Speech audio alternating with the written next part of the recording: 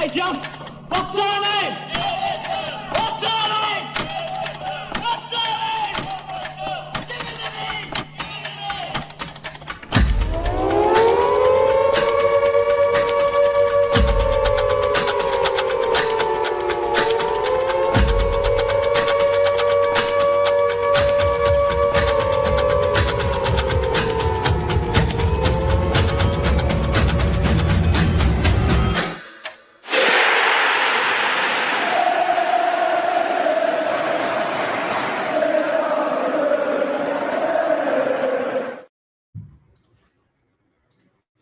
How are we doing, lads? How are we doing? Are you lot ready for a 7-0 win? Because I am. That's what I'd like to see today. I don't know about you lot, but I'd love a 7-0 win. How are you guys doing? How's everybody doing? It's 6:45 in the morning on a Saturday for me. But I'm doing the watch-alongs for the foreseeable future, and the run into the end of the season is brutal for times for me. Hold on, let me show you this. Yeah, it's actually so rough.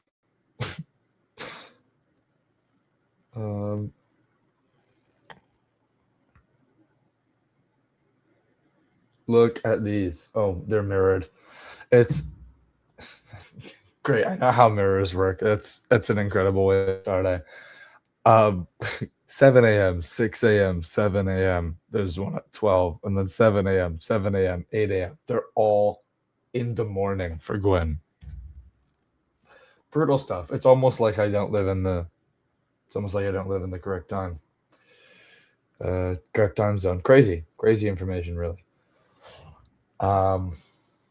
Anyway, what are our predictions? Everybody, put your predictions in and such. What are we thinking? My prediction is 2. I'm thinking 2-1. Igor Thiago's a baller. He'll probably get something out of this, but I'm thinking we win this game. Bookie's put 2-1 as well. I guess I'm just a genius, as we know. But I think this is very doable. Because our first game against them, it was brutal. What was it, 4-1? And everyone was away at AFCON. We had no one there. Just a brutal match.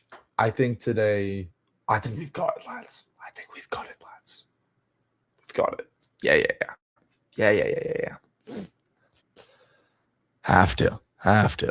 Absolutely. There's no way we don't have it completely together today. There's no way. And did everybody see Arsenal lost again? Lovely stuff, really. Brutal for Arsenal fans. I just think it's hilarious because genuinely, I woke up this morning to, I don't know if you guys watch the late night live show. I'm sorry, a bunch of you do, but I woke up this morning to a DM from, or on mine and Forrest and Jacob's group chat. I just woke up to a message this morning from Jacob saying the Arsenal bottle is late, but it's never absent. It's every year, same time every year. You can actually rely on it. Death, taxes, Arsenal bottling in it. It happens. It's the exact same thing. You'd think they'd get bored of it by now, really.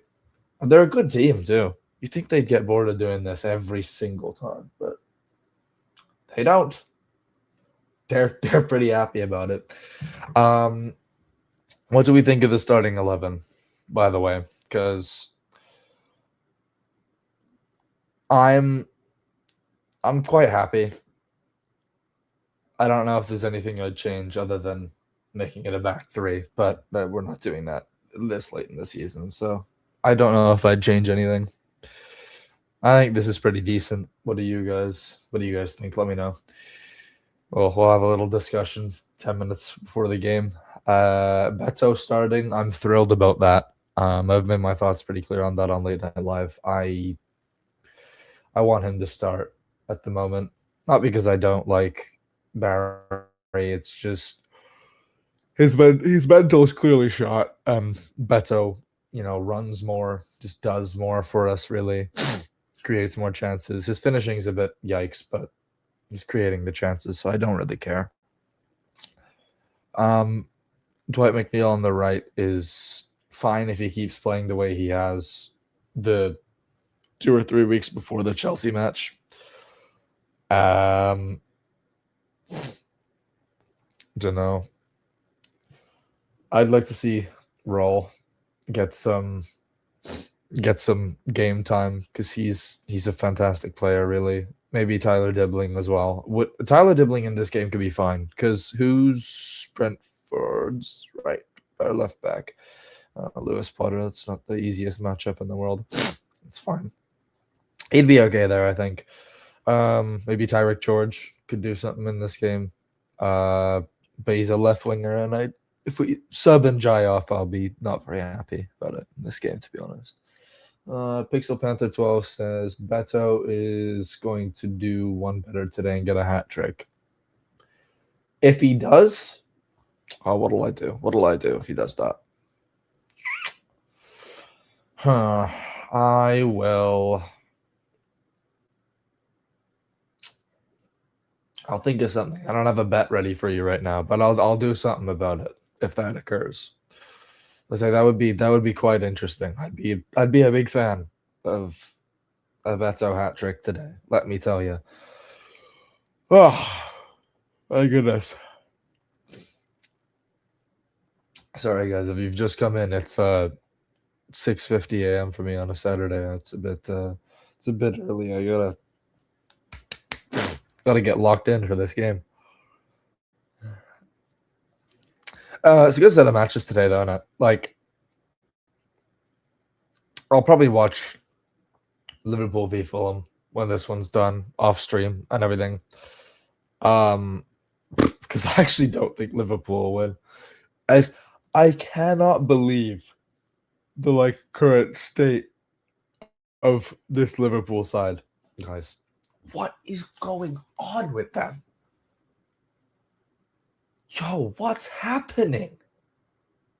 Do you know what I mean? Something's wrong. Something is very wrong at that football club right now. Like,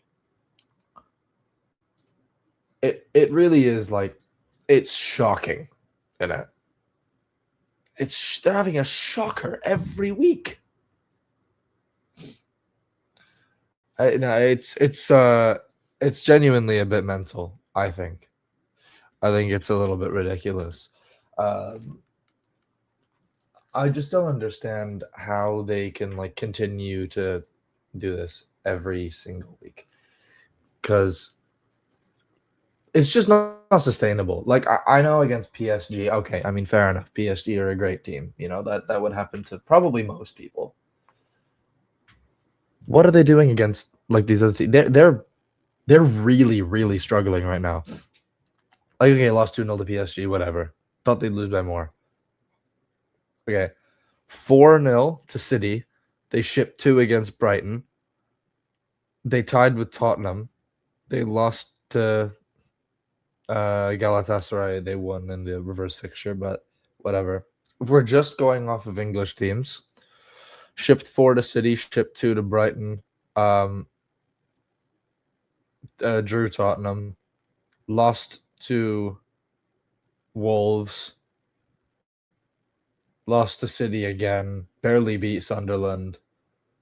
Mental stuff right now.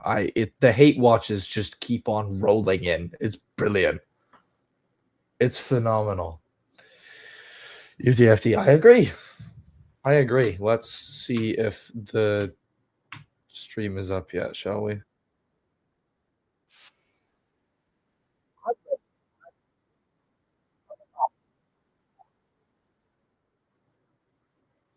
So gassed.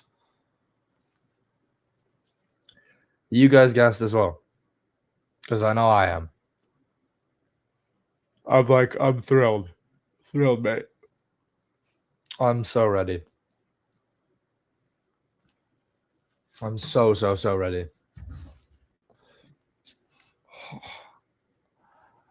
Yeah, I do hope it's a good game, really. But I'd like to know some of your thoughts, guys, because I was discussing this on the Late Night Live podcast, and I need the opinions of people that are correct, because Jacob and Forrest are wrong about this. I'll die on that hill.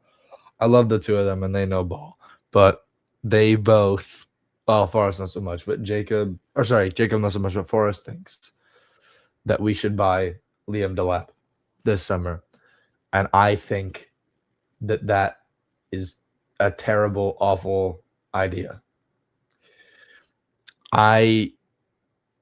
Jacob said that he's got Everton written all over him, which unfortunately I do agree with.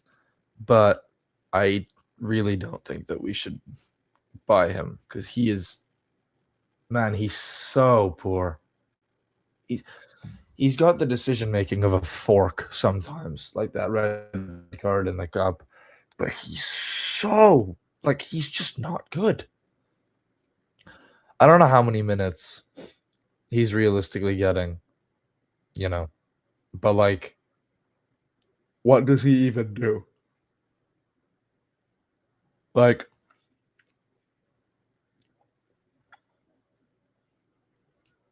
let's have a look.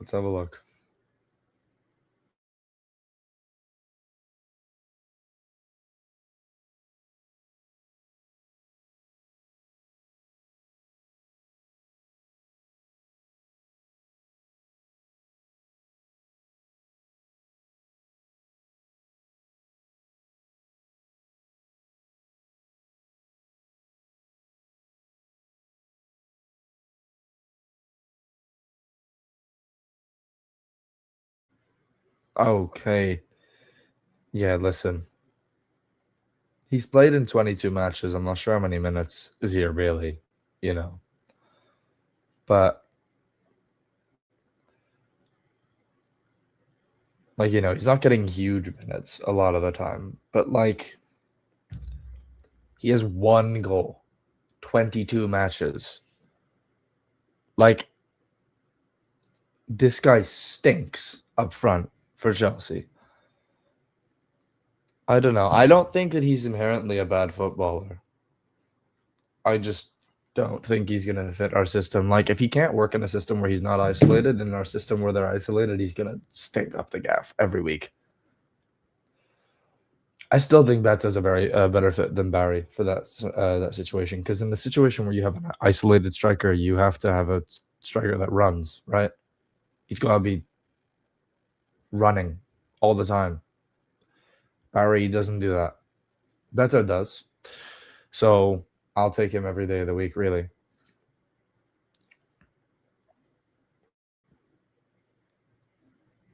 I don't know. It's just my personal opinion, but I think that it's I just don't think it's smart to not be doing that. Maybe that's a bad take. I don't know. But I don't think so. Oh my. That's...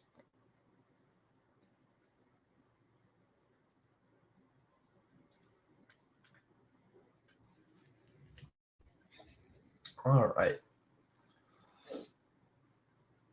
Any final thoughts before the match starts, lads? What is going on with my match stream right now?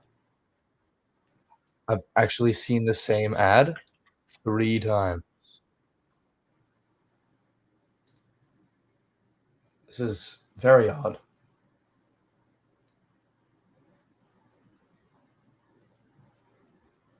Something is afoot here. Something is afoot.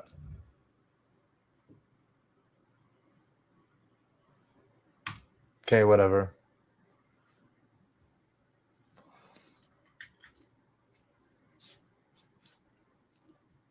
Four times. Four. Something is afoot. There's some subterfuge at work here. Oh, there we go.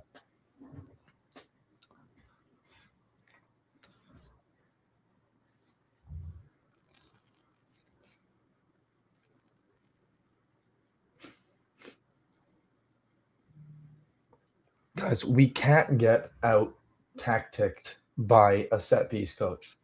It cannot happen. Not twice in a row. Mental. It's not. God, I love 11 and Jai so much. I hope he scores 12.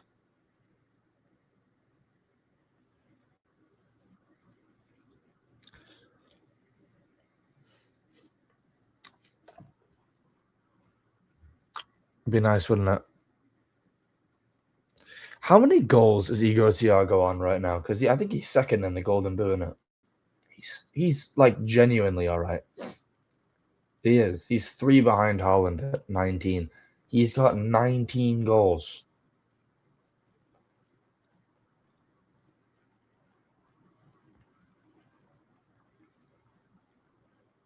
Does have 6 pens though. Bit mental. Morgan Gibbs White's got 9 goals this season. What on earth?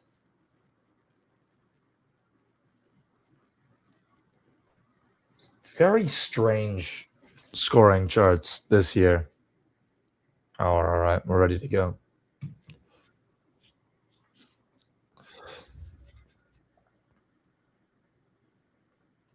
What is that? Okay. What are our predictions, fellas? I know Alan Casey 9747 said 3-3 draw. Danny Boy 76 said 2-0. What are we thinking? It better not be a 3-3 draw. My heart can't handle that. I can't do that. My goodness, I hate this so much. It's just not working. It's absolutely brutal. Okay, that's fine.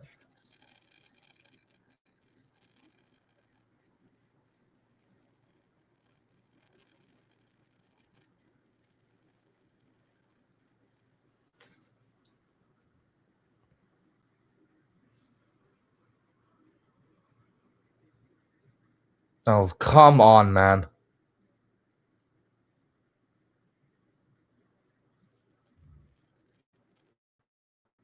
What the fuck are we doing?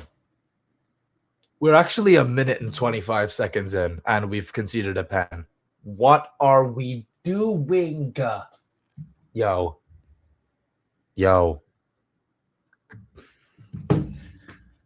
Guys, I can't do that.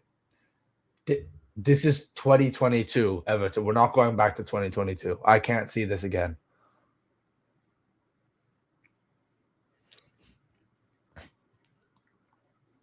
I mean, in fairness, Pickford had to challenge for something. There was no one actually doing any defensive work, so not really sure what he was supposed to do in it.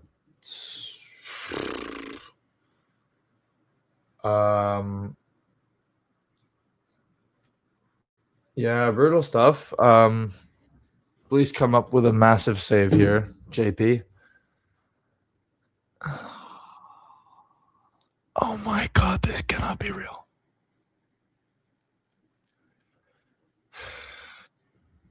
I can't believe we're back to doing this again.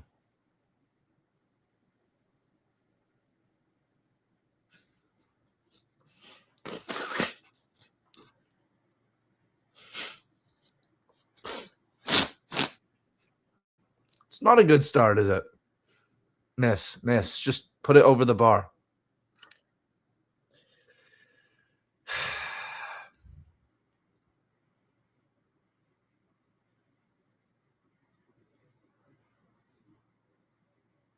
Where's the... This is...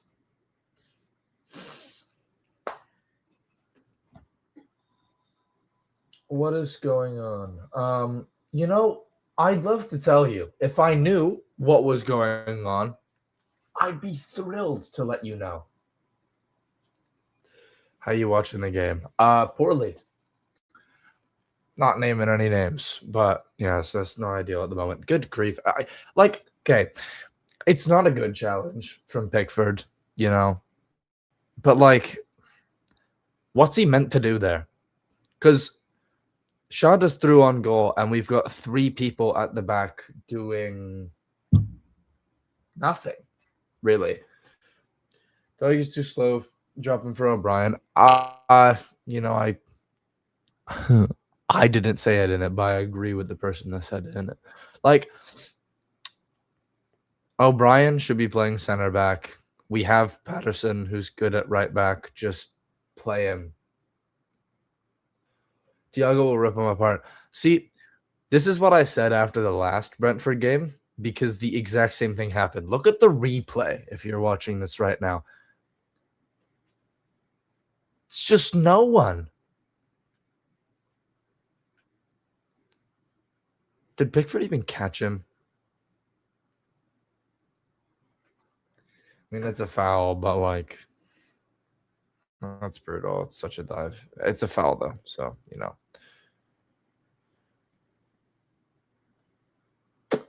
Wow. What is going on? Well, Shada got through on goal after a good pass there. Went behind our all of our back 4. We're just running after him. Went through. Pickford came out to challenge. Studs up, hit his foot. 1-0. Brentford. First day Swag TV. Yeah, studs up into his foot, into Shada's foot. Shada goes down, pen, and Thiago scores the pen. So it is 1-0 Brentford right now. Brentford are back in. No, good. Oh. Yeah, Tarkovsky at the back. He's really good against some types of strikers, but Igor Thiago's not one of them. And, you know, Shada playing as an inside forward and running in down the middle is not what Tarkovsky needs, because he's fast and he's rapid. Branthwaite can deal with that, but you know, he wasn't actually there. It was just Tarky and Miko and O'Brien. I mean, Miko did what he was supposed to do from where he was, to be fair, but I mean, yeah, he just got away from Tarkovsky in it. I'll be honest, very lucky to stay on the pitch. Last man, lots of straight red. Not really. He's the goalkeeper. If that was a red, I would have been on Mars. My head would have been gone if that was a red. That would not make sense at all. Like, yes, it was studs up, but I mean, it was barely contact. Like, Pickford put his leg in as it was hitting him. That would be the softest red I've ever seen. I mean, besides Keane getting sent off for scrapping his own team, or Ghana getting sent off for scrapping with Keane. I would rather start Keane than Turkey. He's been poor for 12 months. I mean, he hasn't really, but I'm against a side like Brentford. I mean, you've got Shada and Thiago up front. Tarkovsky just doesn't really make sense. I know what you mean, though. Stayside TV says, bro, is this match rigged? No, I mean, that was a yellow. It was definitely a foul. It was definitely a pen. It's just, like, ridiculous. It was just very silly. I don't know what we're doing at the back. That was just a bit... It's just very, very stupid.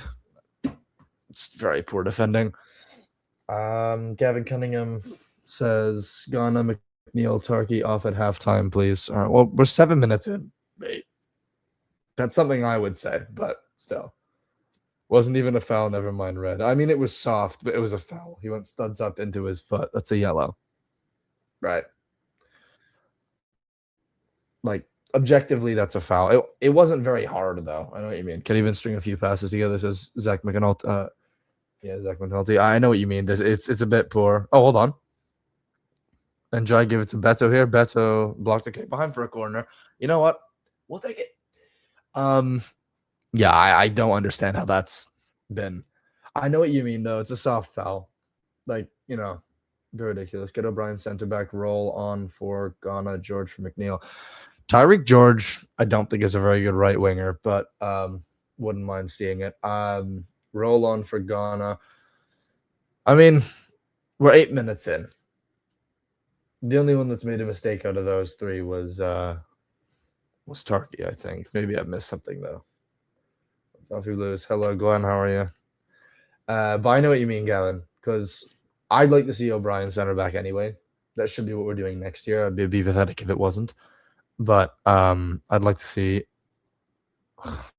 Fuck. Come on! Oh my god! Good man! Wow, jeez, Brentford is everywhere.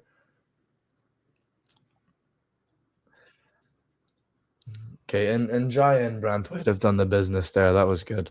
But I would like to see Roll on. I mean, Merlin Roll can play anywhere on the pitch, and he's being trained as a right back now. He can play right wing, left wing, striker, center forward, AM, DM, CM, right mid, left mid, CDM. He can play everywhere. But he's also being trained as a right back, from what I understand right now. So I think I'd take Roll at right back and move O'Brien to center back if I was making any subs, Gavin. I think that would make the most sense, me personally. But Glenn says, would you definitely sell Beto this summer? I mean,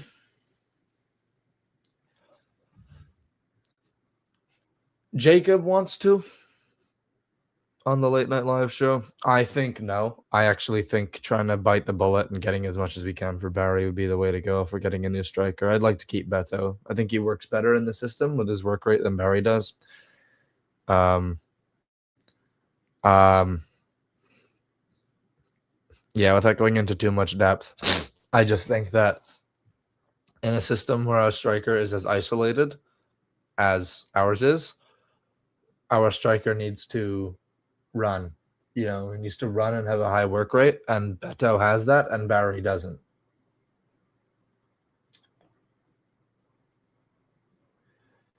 Farringham's first 3 minutes reffing an Everton match, and he gives a penalty against us. Few points button for PGMO HQ tonight.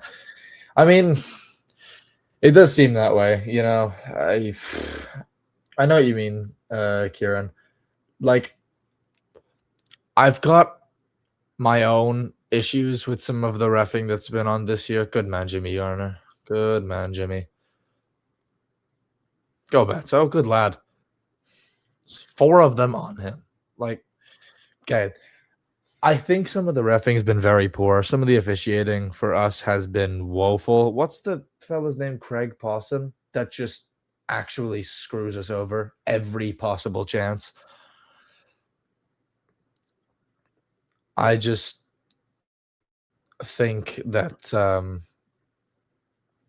don't know. I think that was a pretty fair pen. Let's give this fella a chance. I'm already annoyed enough at some refs. I don't want to complain about every bit of officiating because I've definitely done enough complaining this year. I don't like Craig Pawson though. I think he's got bias. I mean, the other officiators have said it. Other refs have said that he has bias, but I won't get into all that. It's fine. Guys, good defending. Well, that should be a yellow. That was from behind, no?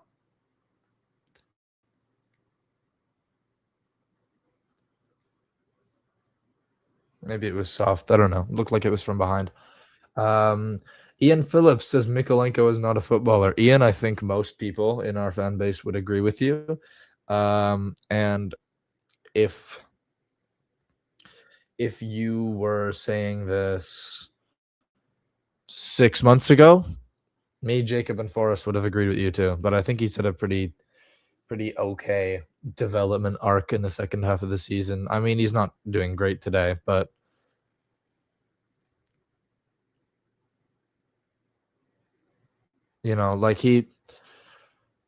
I think defensively, he's above average. He's great defense. I mean, first going into this game wouldn't lead you to believe that, but he's a good defender. He just doesn't go forward. But in the last, 3-4 months, he's been starting to do so. Well, 3 months really. He's been starting to do so. Go forward, overlap, just take a bit of pressure off of Ajay, which is really all you need to do. Really all he's expected to do,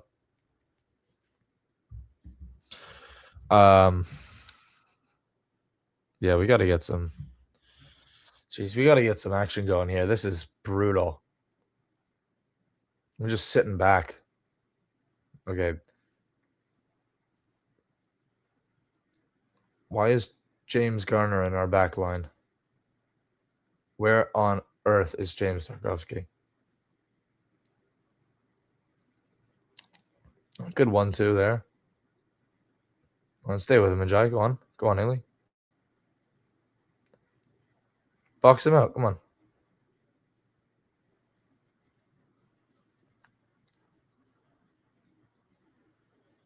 I think all the Everton players are saying that went off the Brentford fellow there.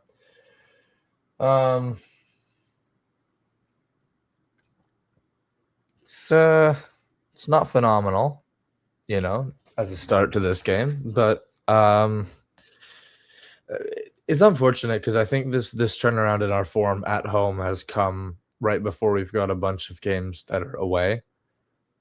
Because most of this season, if you only took our away form into account, we were like second in the table.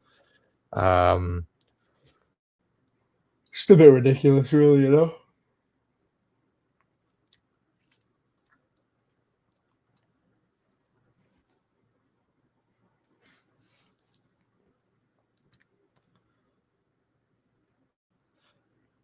But we can't let them get 3 points today. That would be a disaster for not just for the Champions League race, for the Europa League race and everything, even Conference League.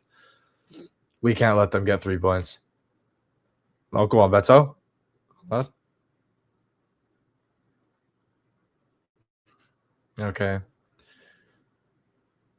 That's a bit soft. No? Did I see that wrong? That seems a bit soft.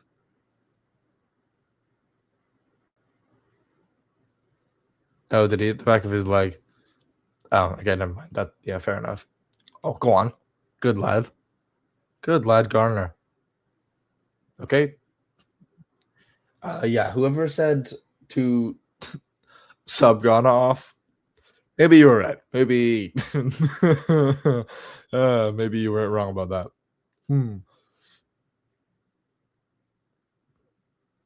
What is going on in the midfield right now? This is brutal.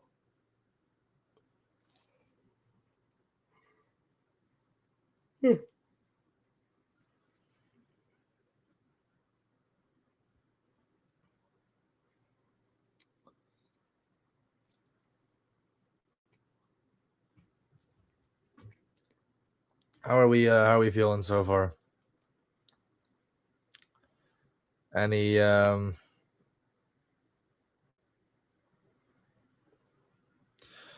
thoughts, lads?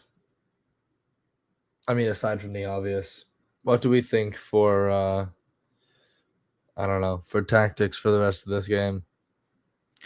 Because I'd like to know what everybody else thinks, because I seem to usually have most of my thoughts reaffirmed during watch-alongs and on the late night live podcast and things. It just seems like most people, I don't want to say most people know ball, because that just seems a bit. Every time we get into a position like this, we crap the bed with such a. But yeah, I don't know. I mean, Brentford are a good side this year, but I really don't feel like we should be losing to them.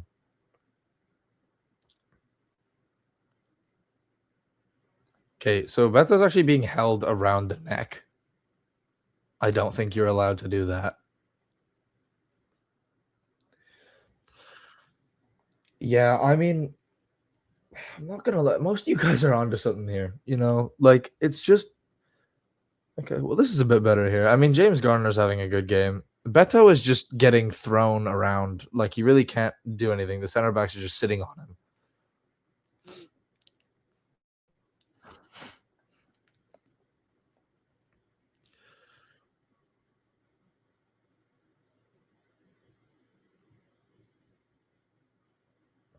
Come on, Jared. I mean, fair enough, Jared Brantwaite. You know what? I'd shoot from there too. You might as well. I'm not annoyed about things like that. We've got lots of time left in this game. 18 minutes played. This is so winnable. we just can't really afford to ship away 3 points here because I mean, let's like look at this realistically, right? If I go to the table, this will put us 8th. And when Fulham beat Liverpool later today, they'll probably overtake us because anyone that's on 44 points or more can overtake us, right? If Brighton score in their game against Burnley, which they will, they'll overtake us. That'll put us in 9th. If Fulham win, that'll put us in 10th. Like, we can't be doing all that. We need to at least get a point from this game. At least. That has to be bare minimum today because we need to we need to either stay in 8th or move up to 7th. If we win today, we go 6th, and we kind of need that. But if we get 1 point, I won't be too annoyed. But, God, if we get 0 points from this game, that'd be brutal. That'd be absolutely brutal. I think that might be the end of the... It would definitely be the end of the Champions League run, at least. But it would put a real dent in any sort of European run, too. Because we haven't got that many easy games. We got City still. And Spurs away, which is always, for some reason, brutal. Even though they're crap. You know, it's always still rough for whatever reason.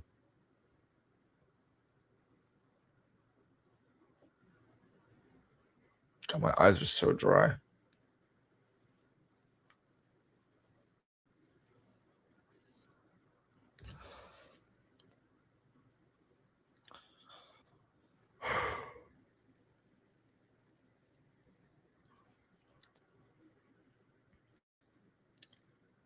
Dude, what is going on with our back line? Who is marking him?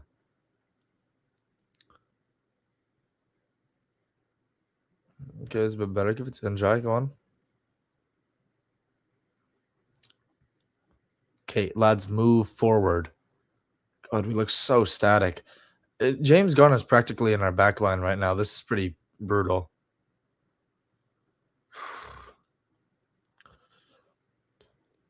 We need just some... We need something here. We need a bit of momentum. Oh, here we go. Oh, I don't want to. I know I've just said this about Beto starting, but I don't think Tierno Parry would have missed that. That's brutal. No yawning. Sorry, it's like 7 a.m. here. Oh, okay. It's good momentum. That's good momentum.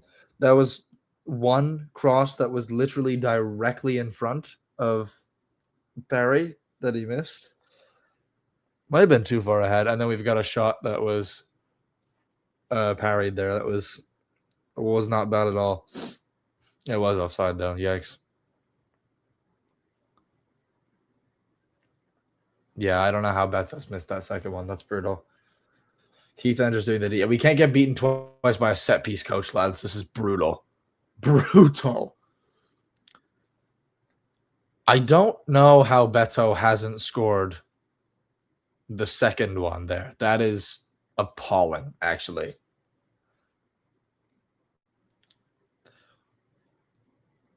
I'm not sure how he hasn't managed to put that in the back of the net. Oh, if we lose by 1 because of that, lads, oh, my head will be on Jupiter. It's not good. So, okay, we've got the momentum. Our backline's a bit shaky, but I mean, we've had a bunch of shots on target here. I was surprised he didn't connect with that first cross, like the low cross across net, because he's usually all right with those. But the fact that that hasn't gone in the back of the net, I mean, he was offside, wasn't he? He was offside and he missed. It's not a good combo, really.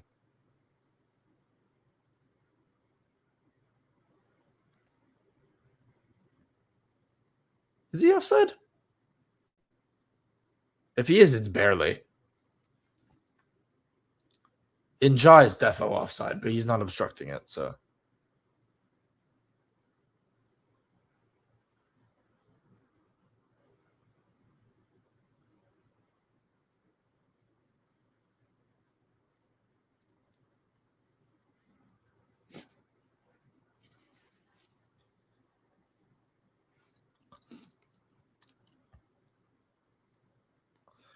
Well, that's it, Mako's hand. Jeez.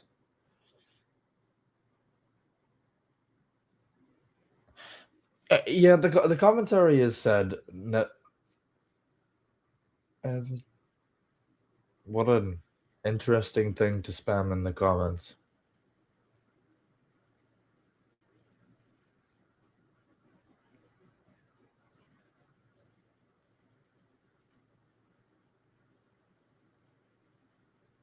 Oh, what a weirdo. Yeah, it's very strange. The commentator has said, never in a million years is that a pen. The handball there from Mikolenko, the handball shout. But I mean, like, it is though, isn't it? That defo gets called as a pen against us. Don't want to be that guy, but it 100% does. Matter of fact, I think I've seen that exact pen get called against us. So, don't know.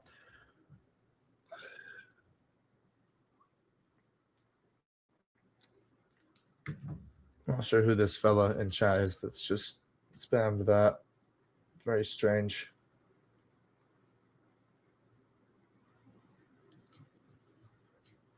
Very odd. And almost 600 people here, so welcome. Not phenomenal so far. We've had two very good chances, but let's try.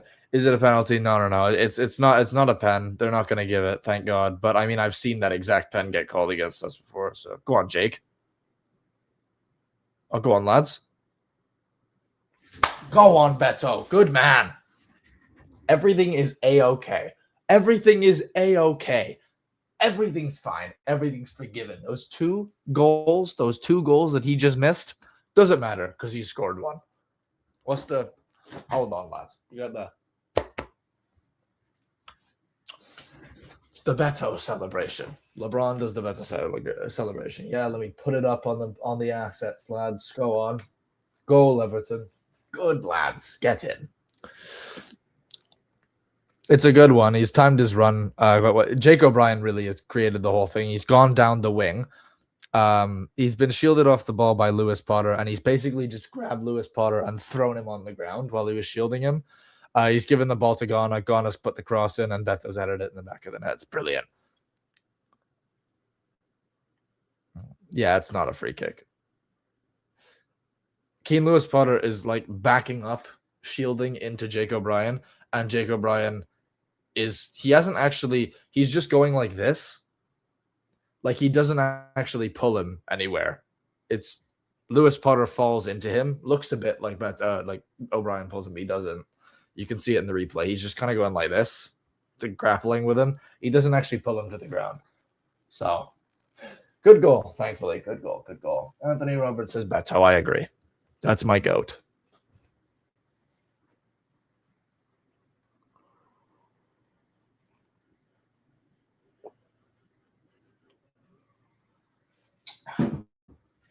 That is true, Mr. Commentator. All right, we're back in this now. We've got some momentum here. This is good. This is good stuff.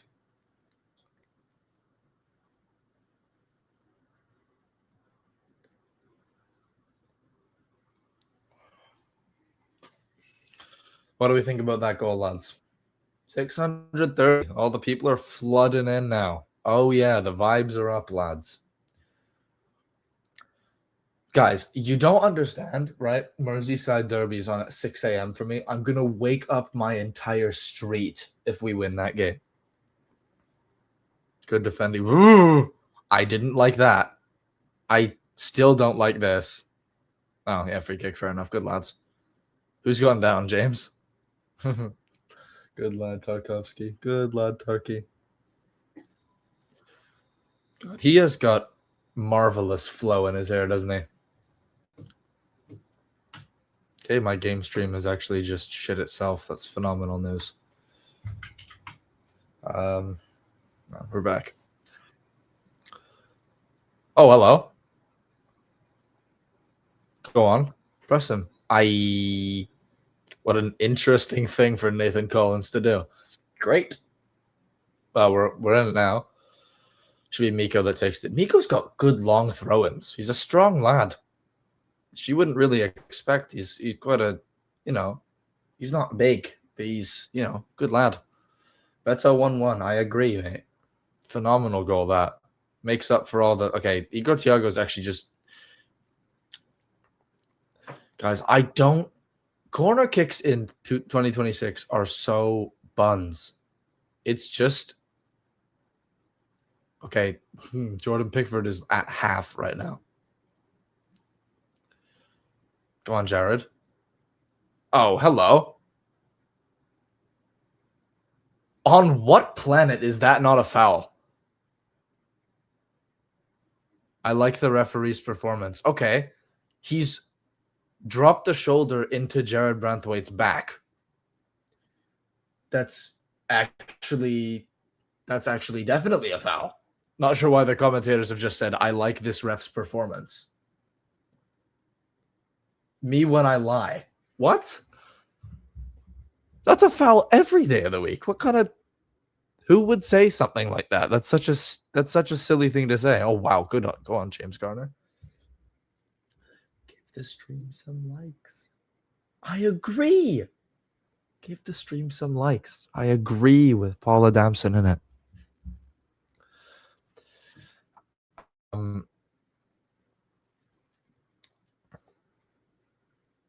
Oh, go on.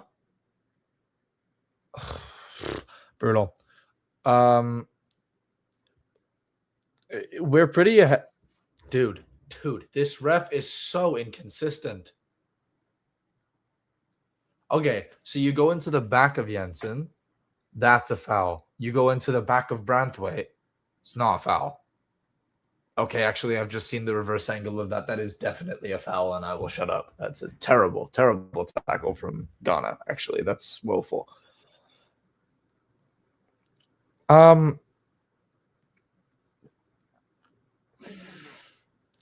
just don't...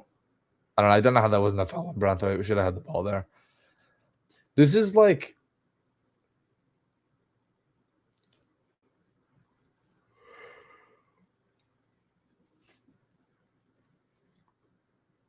Very, very strange. Don't know. The commentators seem to like the ref's performance, though, so that's something. We're pretty far ahead in the midfield battle right now, but Ghana's just making some mistakes. James Garner is winning this for us right now. In the midfield. I mean, not the whole field. But oh, go on. That was good from Idrissa Gueye. All right, enjoy. Let's produce some magic here, lad. Oh yeah, lovely. There we go. There we go. Give it back to Lee. Or give it back to our back line. That could also work. We're a bit uninspiring going forward, but it's okay. It's okay. It's okay. It's not too bad. Not too bad at all. What I am very confused about, though, is just a bit in general, what David Moyes' long-term plan is for a right wing. Was that a handball? No. Okay. Get on him, lad. There we go. Okay. I like that we're getting more compact at the back here. Yes, make sure to drop the stream a like, Blues. I agree. Thank you. I like that we're getting more compact at the back here. It's good against a team like this because we need to run. Oh, Beto's in. Here we go.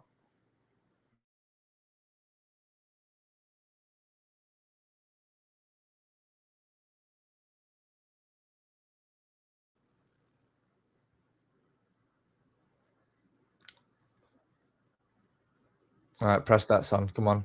Jake O'Brien's got a step here. Step to him. Step to him. Do not let him shoot that. Okay.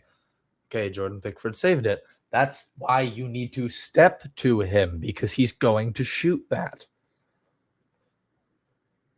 We're doing Virgil van Dijk Bluetooth defending here. Oh, it wasn't going in, thank God.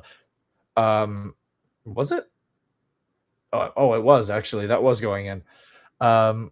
Yeah, good save from Jordan Pickford. I don't know why we're not stepping to them. They're gonna shoot. You need to step to them. And also, if you don't, they're going to run past you, and then Jordan Pickford's going to get another yellow and get sent off. We can't be doing that.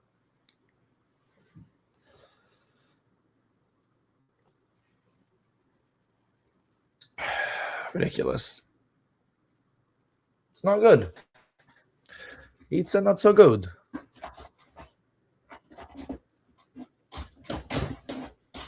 Fucking chair. Wow. Yikes.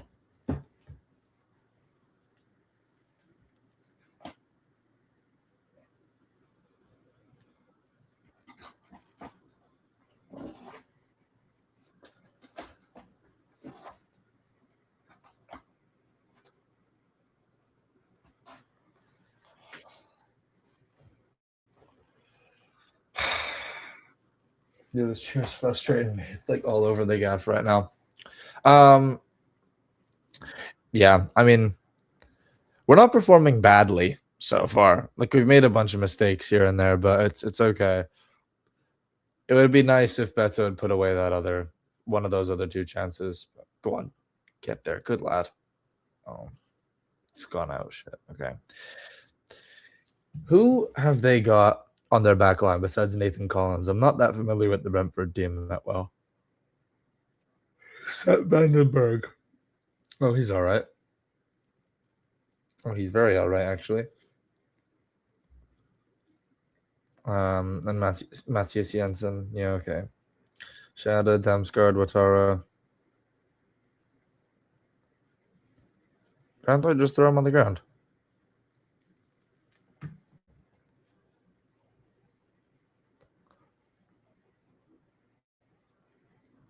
Yeah, well, both teams got two shots on target here. I mean, we should have but is what it is.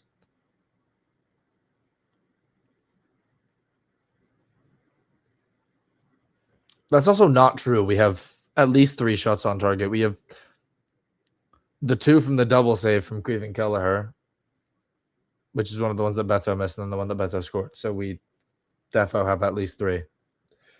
That stat is just wrong, but is what it is. Go on, okay. Step to him, please. Someone step to him. Okay, good.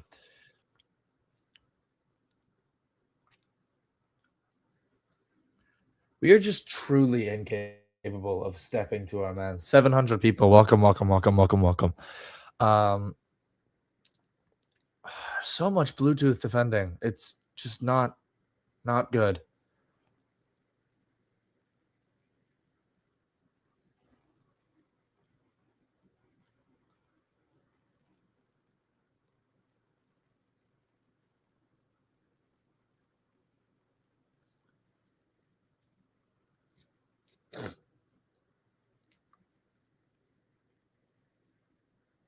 Ooh. Ooh. Oh my goodness. Okay, that was a good save from Jordan Pickford there. That was very worrying. Wow. Guys, can we get it out? Okay, well, they've done that for us. Wow. Wow. My God.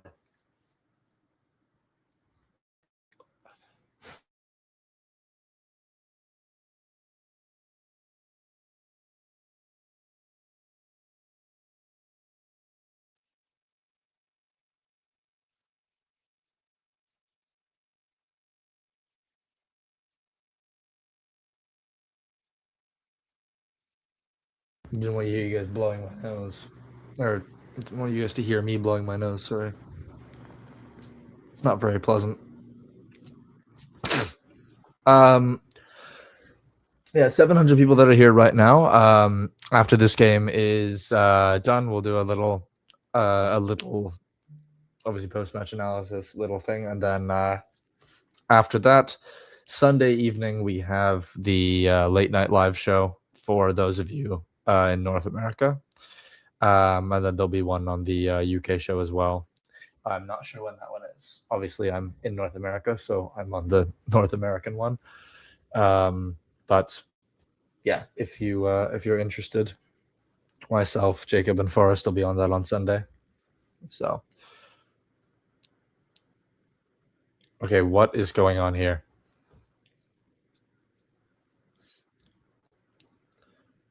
This, like, Brentford's right wing, like our left side right now, is just, oh, that was good for Mikolenko, actually. We're just doing some, like, aside from that first goal, we haven't really had any problem. Mikolenko's been quite good this game so far defensively. Not so much attacking, but defensively he's been good. Jake O'Brien is having a rough game at the moment. He's just not stepping to his man, and then Dwight McNeil just doesn't defend. And Jai does. That's bad. That's bad. Good block. Okay, let's get rid of it, please. Right now, Brentford look like the better team. I'm not going to lie, but we need to... Oh, go on. Go on. Right down the middle, James. Oh. Hello, Njai. Oh. That was just Rehal, by the way, not James Garner. I completely misspoke. Okay, McNeil. Don't cut inside and shoot that. Oh, hello. Oh. Oh, and Jai staying down. And Jai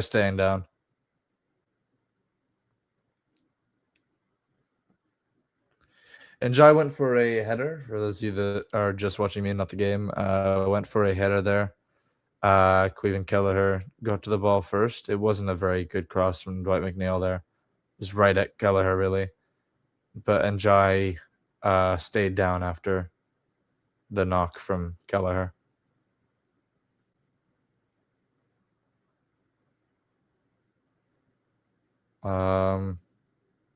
Yeah, very concerning that he stayed down there.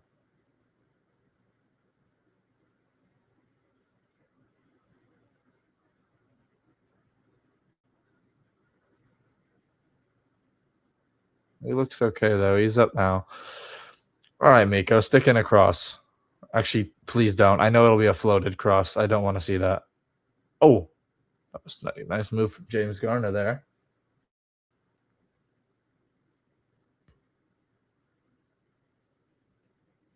Oh.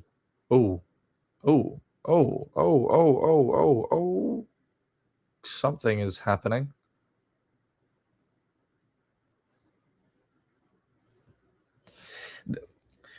We've got a very interesting system, right? Because we're quite compacted. Oh, no. Just keep crossing it into Beto, which is fine. He's tall. He'll get it done.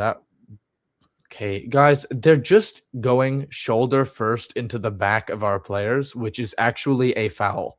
So they can't actually keep doing that, and the ref isn't calling it. I think he's called that one, though. It's actually happened twice already with no foul, so that one better be a foul. If he's down, Roll should come on, not Eric Bunham. Eric Bunham's great, but Merlin Roll is what we need here.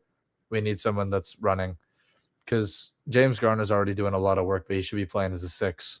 So we need somebody who's playing as an 8 that can put the work. I mean, you could put Dewsbury Hall back at the 8 and put Roll at 10. Would also work.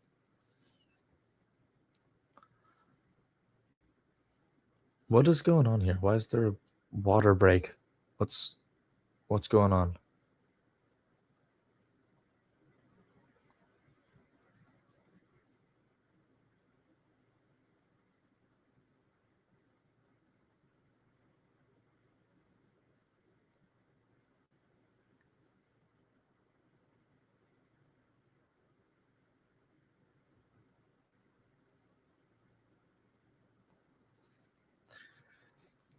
What are you guys thinking?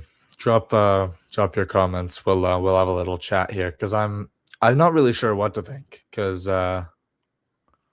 you know, I'm just not really sure what to think. It's very strange, this game. Because we look okay sometimes. We look like we're gonna score, but we defensively we've been wank so far. Like, we've been very poor defensively, except for Mikolenko. And as I've said, that Mikolenko's made a mistake. But, like, okay, come on, lads. Oh, hello. Gonna gaze. He's got legs. Oh, never mind. I need to stop saying things, because as I'm saying them, I'm being proven wrong.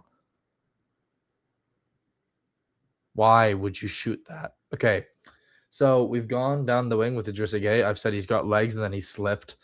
He's given the ball into Dwight McNeil, who has tried to do a curler from 30 yards out with 2 Brentford players standing directly in front of him. I don't know, man. I don't know. The decision making in this side is very poor today.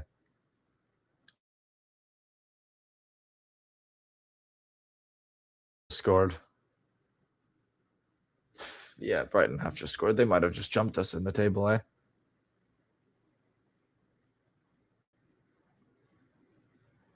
No, they're still behind us. We're all right. We're still 8th. They'll be ahead of us if we lose, though. So, let's not do that. But let me know what you guys are thinking about this game so far, because it's been an interesting match for sure. But don't know. I'm not sure. We don't look, bad. But I'd be lying if I said that we looked good.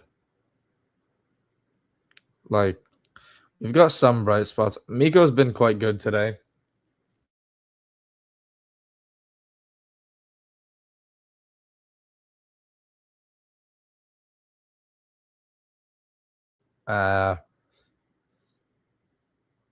Ghana's been okay. Garner's been phenomenal. He's been our best player, again, as per. Beto's been very bipolar. Scored a nice goal. Missed 2 pretty easy chances. One of them was a little difficult to get to. The second one, I have literally no clue how he didn't score.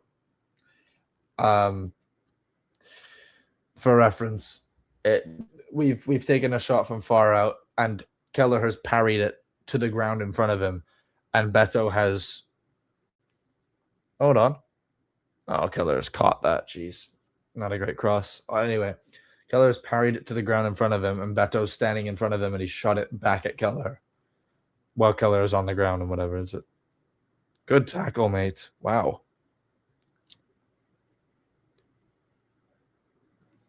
Oh, let's get one right before half, lads.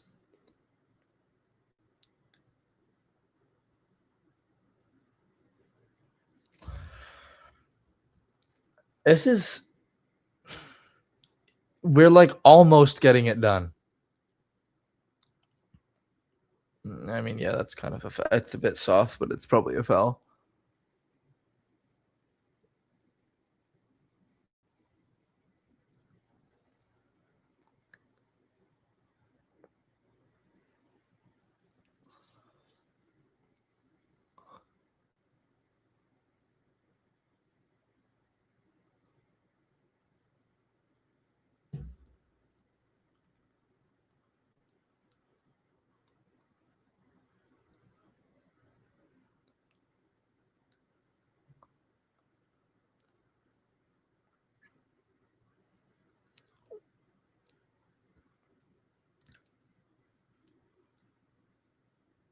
All right, lads, what's going on? Okay, that's foul. Good. Yeah, the game's slowing down a lot here. Mikalenko's staying down, which is not particularly what I want to see.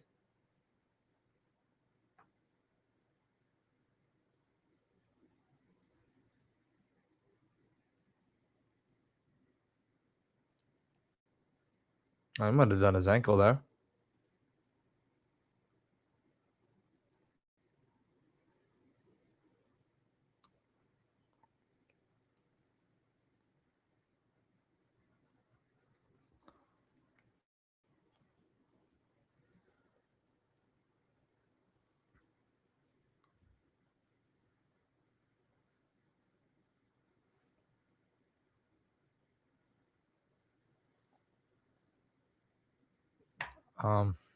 Yeah, interesting thing to bring up, I suppose.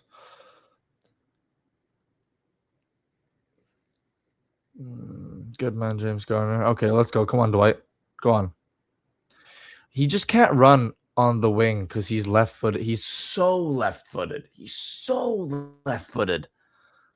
He just cannot run down the wing because he keeps it on his left foot, so he just gets wiped in every challenge. He can't actually do anything except cut inside. What is going on?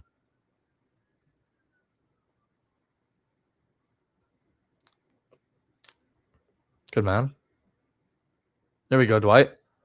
Get up. Okay, so the cross has to actually not go to the keeper.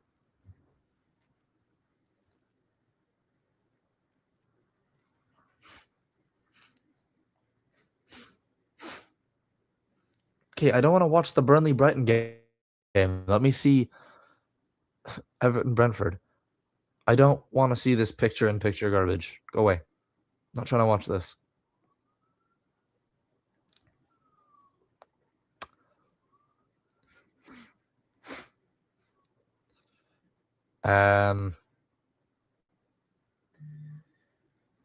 Just a strange match. Oh no. Oh, we're fine. We're fine. Okay, run up the other end, lads. Come on. Go. Go. Go. That's not. It's probably half, I'd imagine. Oh, not if they get another attack going here. Oh no, Beto's got it there.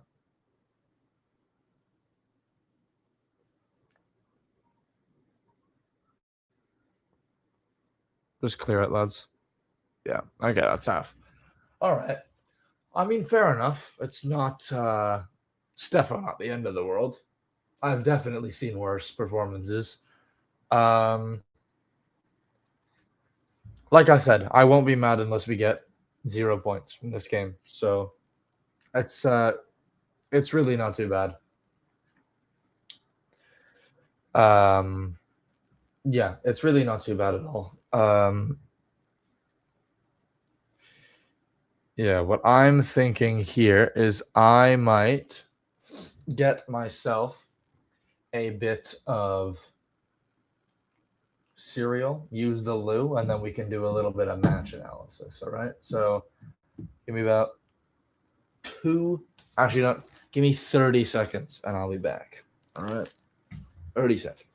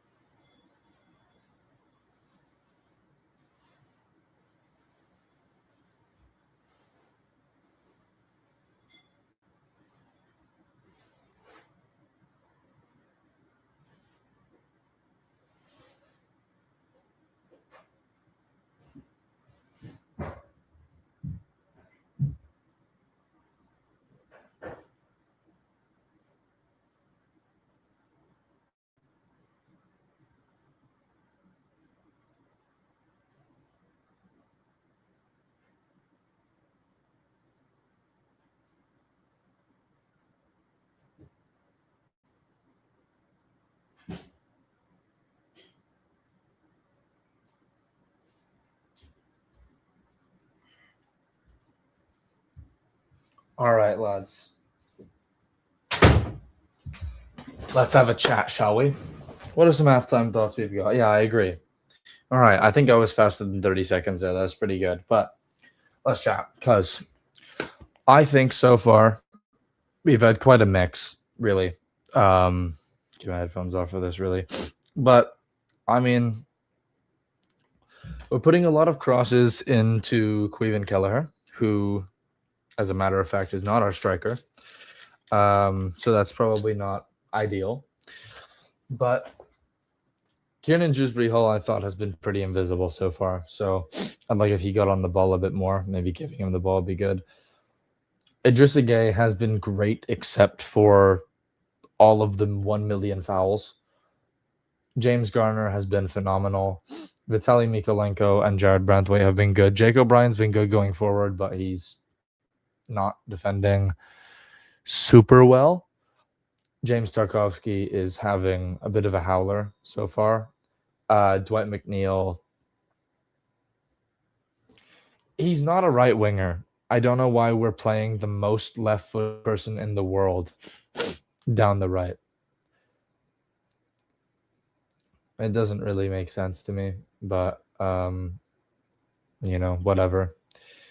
I suppose it's all up to you, boys. I don't know what I'm talking about. He's the manager, but I wouldn't mind seeing Michael Keane on. If you asked me to say that a year ago, I don't think I'd be saying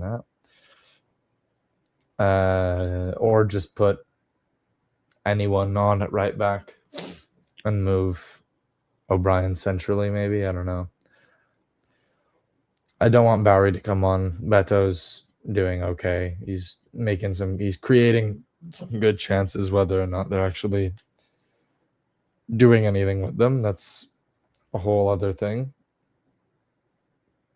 However, I wouldn't mind seeing Tyler Dibbling in this match, which I think I'll get a little bit of backlash for. But I'd like to see T Dibs in this one. I'd be a big fan. Timur Igbunam, I actually don't think has a huge place in this game because he's good at intercepting, but he's not. I think Merlin Roll is what we need right now on the pitch. He's so good. He's so underrated, Merlin Roll. And I think we've just made his deal permanent, have we not? Maybe we will after this game. I don't know. I think we have Charlie Alcaraz back for next game too, which is nice. But we don't right now. So we've got a couple options for the wing. I think it makes sense to put on Tyler Dibbling. I know Moyes doesn't seem to like him, but I do.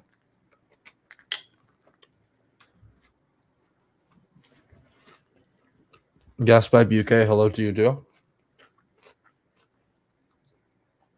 I'd love to know, has anybody seen Adam Asnew? Where is this guy? Where has he gone? He's tied to a radiator in someone's basement. He's gone. Kieran McNulty, what cereal are we having? It's just Cheerios, mate. Don't worry about it. It's nothing special. I actually needed a bit to get me through my morning. Nothing special. Honey Cheerios, mate. What do you think, Kieran? Who would you like to see subbed on? Cereal question's the best one so far.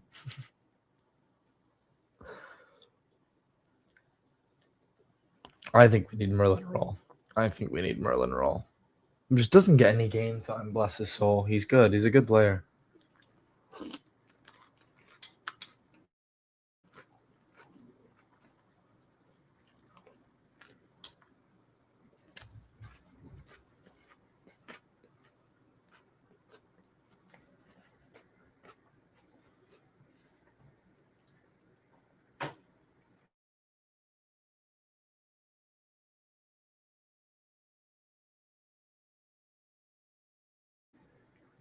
Oh. Almost 800 people here. Matt, we're completely reliant on your commentary, mate. Hard for me to gauge. Yeah. I actually routinely forget that people aren't watching the match. I'm a bit new to watch alongs. It's on me. But yeah, it's been a bit touch and go with our defending. O'Brien's been quite good going forward. I mean, he helped. He really created the goal, right? Created our goal. I think at the back, the weakest part of our defense so far has been Tarky. He's been just has not had a good match. But like Jake O'Brien's been all right going forward. Like he's overlapping quite well and taking pressure off Dwight McNeil, which doesn't matter because Dwight McNeil isn't doing anything. But he created the goal really, so he's having a decent game. But defensively he's doing a lot of Virgil van Dijk Bluetooth defending. So Gaspipe UK says, "Are we going to win?" I hope so. I really do. We could use a win against Brentford. We can't get outdone twice in a row by a set piece coach, lads. It can't happen. We can't have the double over us by. Yeah. They're just playing the clip now. Dwight McNeil doesn't step to Jensen, which to be fair is kind of Dwight McNeil's job. Or sorry, O'Brien doesn't step to him, which to be fair is kind of Dwight McNeil's job. But he does not step to him, and Jensen just runs in and nearly puts a curler in the top corner. I don't know. He's been a little rickety at the back. Not too much. Not too much. I don't know, pressing.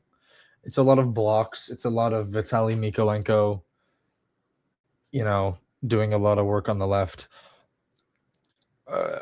I think as well, Njai defends quite well. He blocks a lot of the passing lanes and he gets involved. And Dwight McNeil doesn't. But yeah, Njai's been a little bit less incredible since coming back from AFCON. I mean, he's still a phenomenal player, so you won't hear me slating him anytime soon. But he hasn't been like ridiculous since AFCON, but he's still phenomenal. So can't complain. Jared Brentwaite's having a good game though. He's kind of rescuing our back line at the moment. I don't know. James Tarkowski's just not having a good match. I don't really agree with whoever earlier said that he's having a terrible 12 months. I mean, he's still, he's not bad. He's just a bit slow and he's getting beaten at the back. Like, this was not a game for James Tarkowski. Like, this match specifically against this specific team was not a match for James Tarkowski. Like, it just doesn't make sense. They've got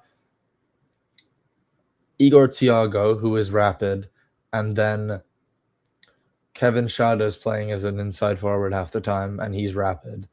And then they've got Dango Atara, who's also fast. Like, you've matched a physical, large, older, and slow center back against 3 rapid players.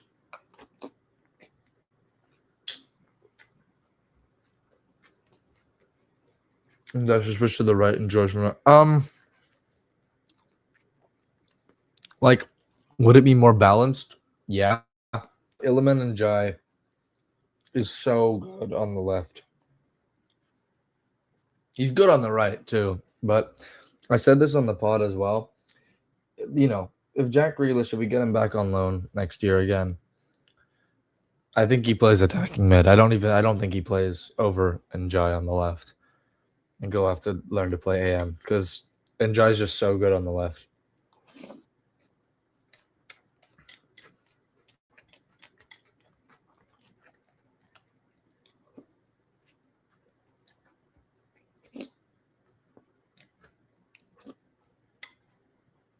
Yeah, he's phenomenal.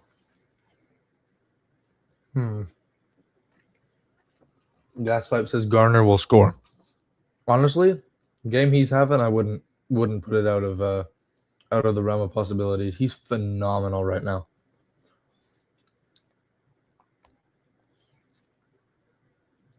I took a screenshot the other day because it said it said that his market value was only 28 mil euros, and I was like, yeah, sure. Have a good one. I went and got my ST yesterday. No, your season ticket, yeah. Oh, fair enough. Yeah. I'm hoping I can head back to the UK for the Tottenham match. One of my friends has got box tickets at the Tottenham Stadium, and I want to be there when Spurs go down. We want to be there when we send Spurs down. Fingers crossed. No hate to any Spurs fans, but you guys complained about not wanting to be compared to Everton. Well, you're not now, so congrats.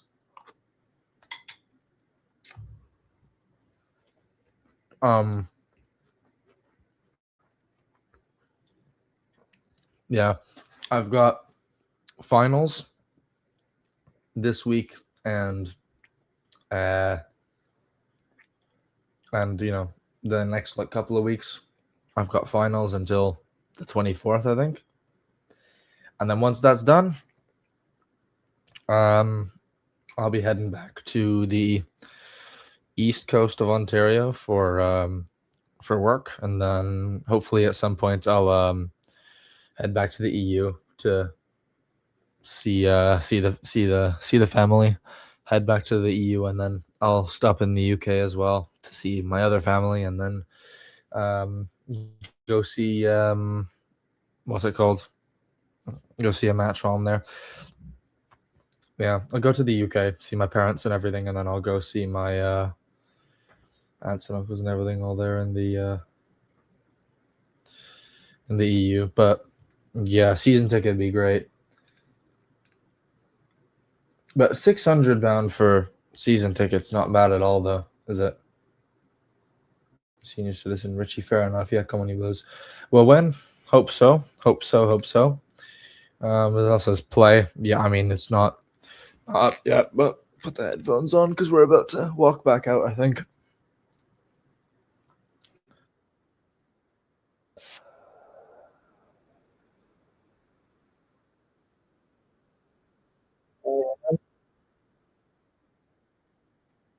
I'm excited. Yeah, there's the odds. What are we thinking, fellas? Second half, who's scoring first?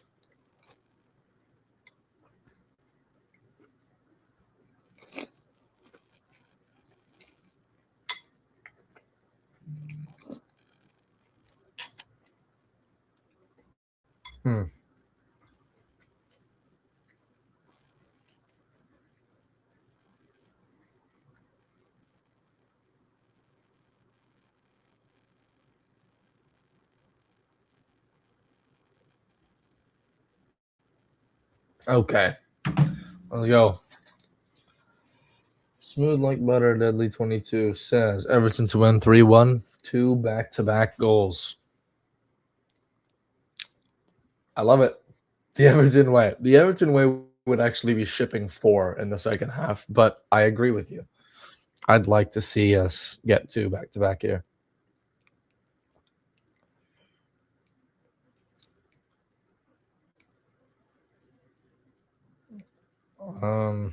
Did we? Did we look like the better of the two sides? I think there was a 30-minute period in there where we did, but I think or maybe 25-minute period where we did there, but either side of that we did not look very strong. Good man, Jake. Oh, it's James Sarkowski. Fair enough. Oh, God.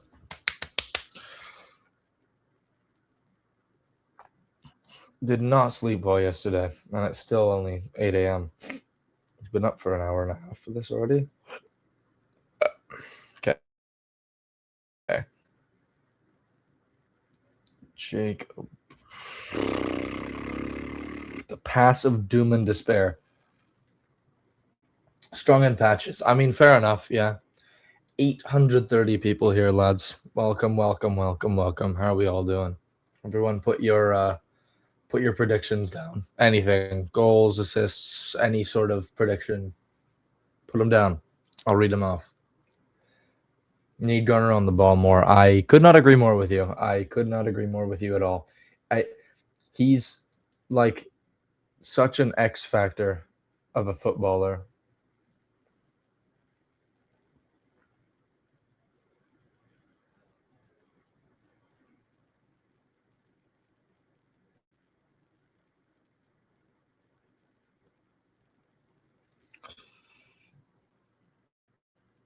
I'm trying to pull up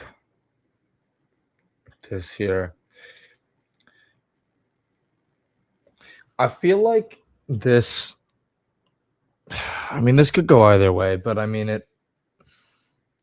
I don't know. We've just been a bit dodgy here and there. Do you know what I mean? Like, he's our Valverde. I agree. Well, I mean, our Valverde has just gotten a yellow, but it's okay.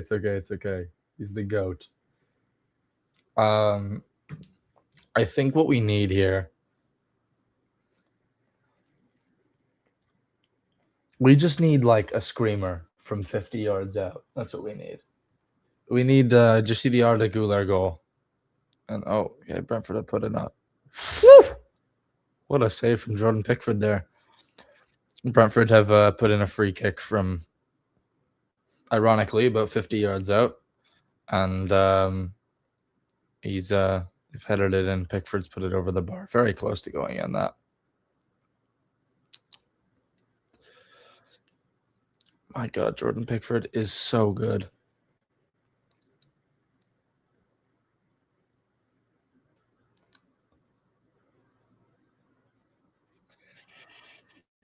Jesus, yeah, I agree. That was a bit rough.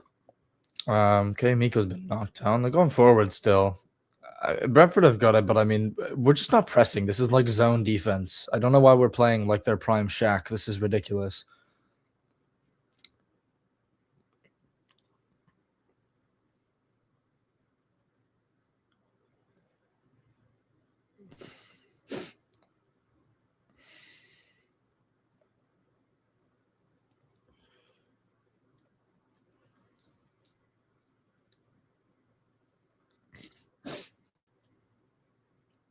Press him, mate. Go on.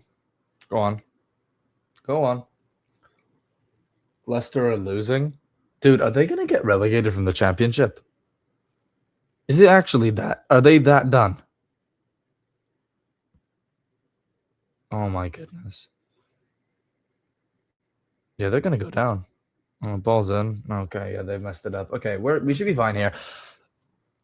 Their chance creation's really good. They just can't finish anything. I mean, it's probably all up to Jordan Pickford. But hate how deep our backline is. I couldn't agree more. Honestly, our backline is. I understand Jared Branthwaite being back there because he's very fast and he can push up, but James Tarkowski is so far back, and even our like double pivot are backing off so much. I know James Garner's a 6, but he's playing very far back even for that. Sweet Like Butter says Spurs are going to get relegated too. I don't hope for any malicious reasons that we're the ones to send them down, but I do think it would be very funny. Plus, I'd like to be there for it, so, you know.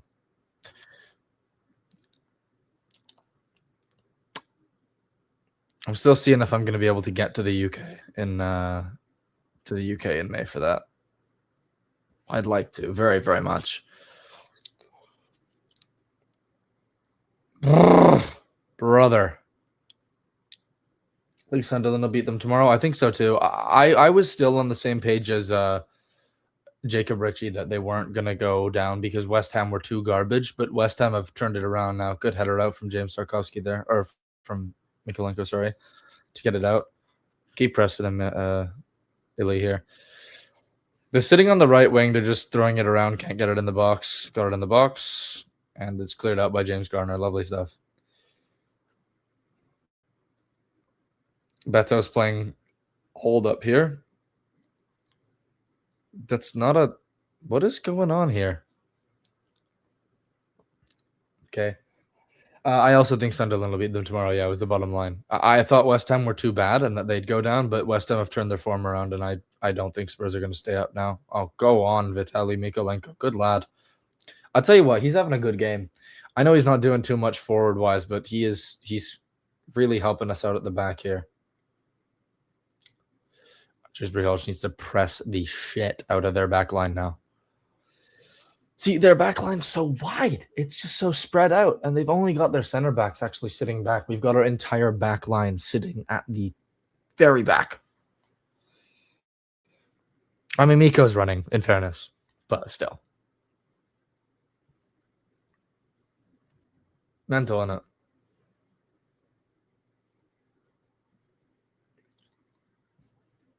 Oh, ball's up. Ball's back in. No, we've kept it out. Thank God. Yeah. It's just cagey. We're just letting them have dead balls outside the box. This is ridiculous. We need to start pressing them. This has been the problem the entire game. We are just not pressing anything. Step to him. Good. There we go. Step to him. Step to him. Dude. Step to... Oh, my God. Okay. Clearance number 4 million. Watching the game in Liverpool in my house. Yeah, no, fair enough. Good for you.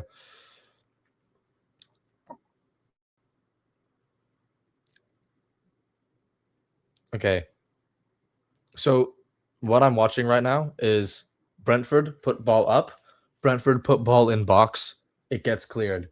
Brentford kick ball off Everton player. Goes out. Throw in. Brentford, dead ball, put back in the box, goes wide. Brentford, put back in the box. We're just doing nothing except clearing the ball. We need to move up a bit. We've got no momentum here. We need to turn it around here pretty desperately. Sub off Dwight McNeil and put on Tyler Dibbling. Essex, UK here. British Columbia, Canada.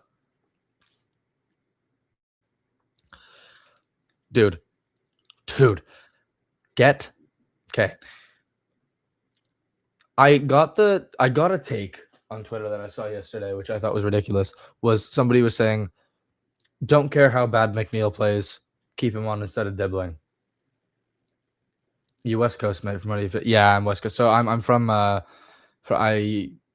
did live in Ontario, and I moved out here for uni to UBC for university. Okay, the pass of doom and sadness that goes to no one. What's going on? Thank you, Marty and Trish. West Coast of Norway, come on, you lose. Wow, we got the whole global audience today. Holy. But sorry, before I continue with that, what I was saying was said no matter how bad McNeil plays, don't put on Dibbling. And I was like, okay, McNeil doesn't defend. He's left-footed playing on the right. And he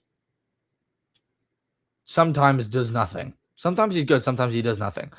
If he does nothing, the worst case scenario is we get someone else on that does nothing and he gets game experience. There's actually no downside to putting Tyler Dibbling on the pitch. I get that he gets thrown off the ball and whatever, but McNeil can't do anything else either because he's left-footed and he's playing on the right. He's getting thrown off the ball anyway.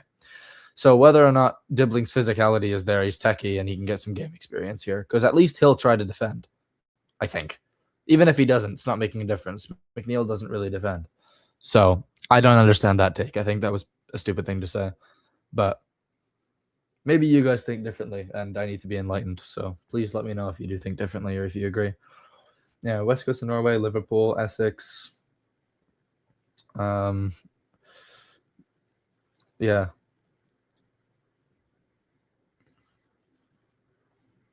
Fair enough. Marty and Trish. Yeah, I am West Coast, but it's pretty nice out here right now. The weather's great, actually.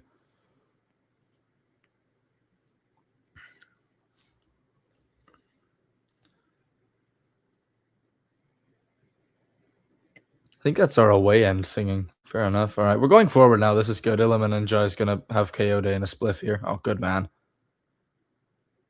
Okay, never mind. Oh, Miko's come up. Let's go on, lad. Keep going.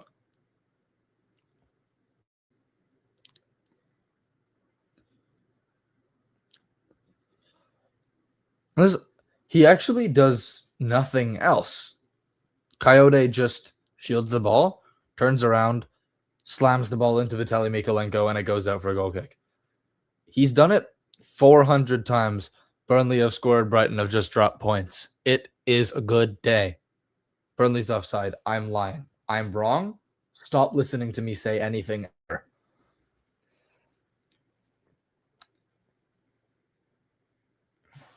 What did Yoda say when he saw himself 4K HDMI? Okay, yeah, fair enough. That's a good one. That's a good one. I like that. That's a good one. Has Iago shot in the second half? Iago is actually diabolical. Igor Thiago has done nothing in the second half. It's just been headers from everyone because we're just doing nothing. But we're clearing it. So come on, Jakey, throw it in the box.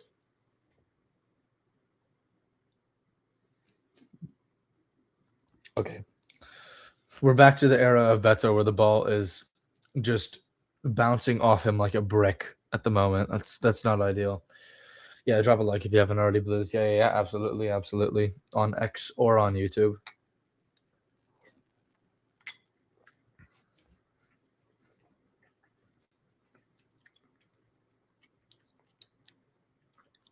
Good clearance. Good touch from Beto. There we go. Okay, why was that your decision that you decided to make? Okay, so that's none of those were the right calls. Arsenal laughing crying emoji. Yeah, fair enough. What was the DM from Jacob Ritchie that I got this morning? I'll quote him. I'll quote him on this one. Hold on. The Arsenal bottle is late but never absent. It's true.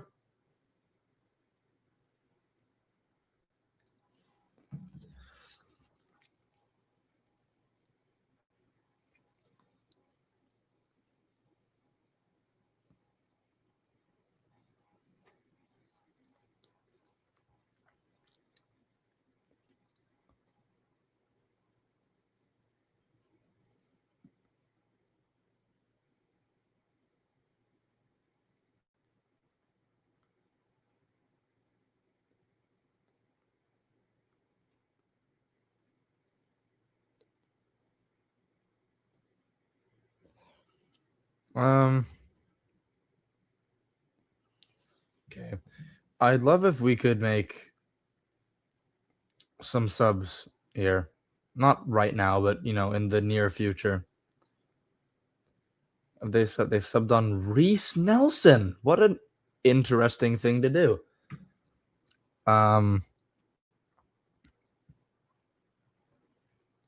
Please warm up Tyler Dibbling. Please. Please, please, please, please, please, please, please, please, please. My GOAT is going to score today. That's my prediction. My match day predictions, my GOAT, Tyler Dibbling, is going to score today. I mean, he's got to get on the pitch first, but,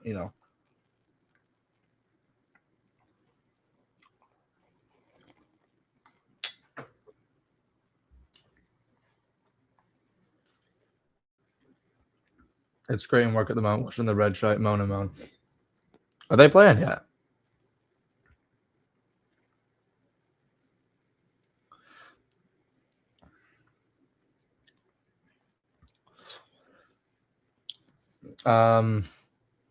Yeah, fair enough. I've never been more excited for a Merseyside derby than this year. Like, our home form's turned around and Liverpool are absolutely wassy. I'm thrilled. It's great news.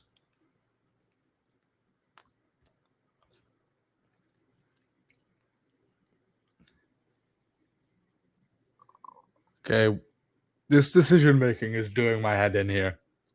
Okay. Oh, good man, Jake. Okay. Tarkovsky's just had a Gerrard moment. Okay, it's fine. We drew the foul. Drew the foul. Yeah, right, la. This is it's a cagey match though, isn't it? For anybody watching. For anybody that isn't, we've got a free kick at about half.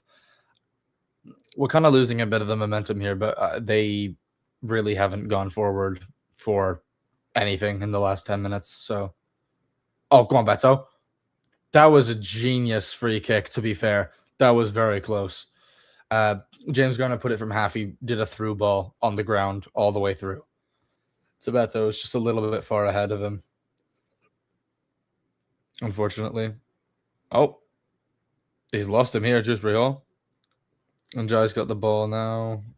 Gonna Gay into the mixer. Nah, nothing. Oh, Thiago goes away now. No, we've got loads back. Don't worry, everyone. Dwight McNeil is nowhere near his man. Phenomenal news. Jake O'Brien, step to him. He didn't do it. Step to him. He actually moved farther away. Okay, that's not what I was hoping for. It's okay. Mikolenko got it out. Nope. Thiago's back in. This is very, very strange. Okay, Garner's got it out. We're fine. Beto's playing hold up. Beto's hold up play has gotten a lot better, in fairness. I got to be honest. It's gotten significantly better.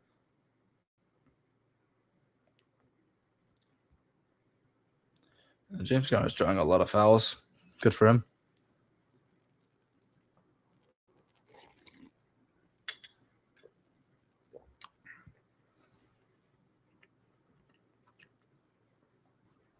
I can't believe Arsenal are losing.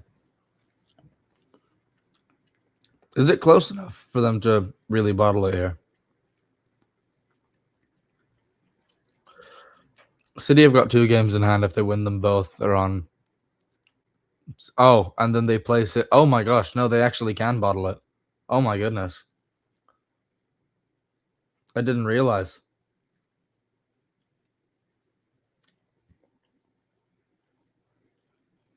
Yeah. If City beat Burnley and Chelsea and they win the Arsenal game, they'll be level on points. Jeez, my goodness. That's brutal. That is brutal. Surely they can't do it again, can they? God, that would be really mental, wouldn't it?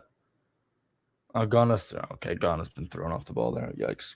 Okay, Ghana needs to get subbed off. He's gone at the moment. We need roll. We need Merlin. I don't like that. Okay.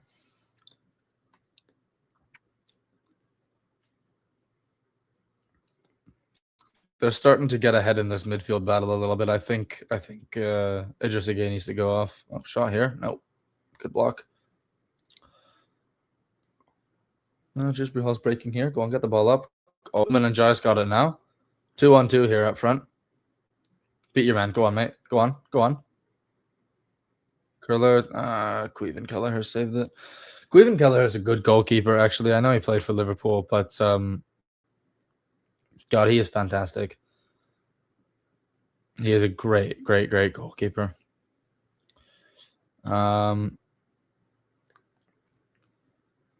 He's not Jordan Pickford, but you know he's a lot of the reason Brentford are where they are. I mean, I know a lot of the reason is also Shada and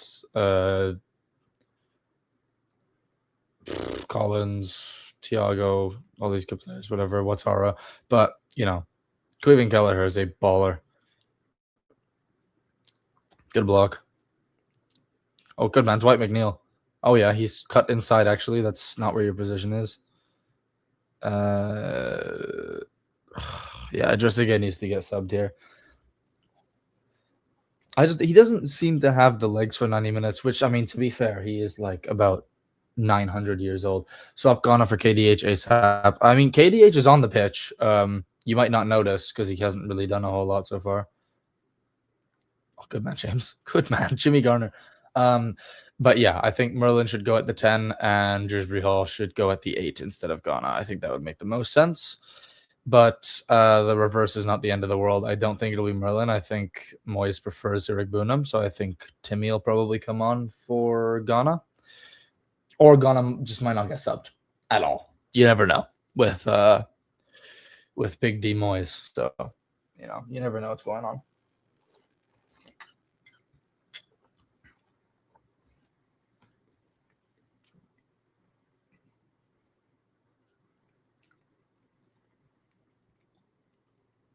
All yours, Jared. Good man.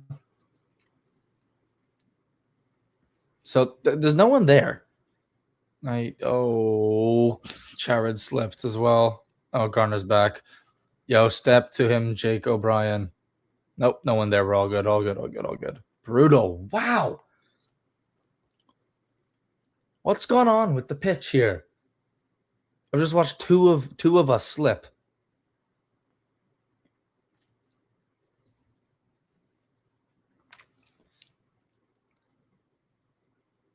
Mental. Everyone's just slipping here. Tarkovsky slipped, and then Jared was right in front of Thiago's run, and he slipped as well. Jacob Ryan stepped to his man, though. Bless him. Thank God he did it. I mean, kind of. Ran alongside. It's not really stepping to. He hasn't stepped to anybody yet. But I mean, I don't know what Moyes is telling him to do. I wish he'd step to his man more because he is a center back and he's good at it. You know. But it's what it is. You know.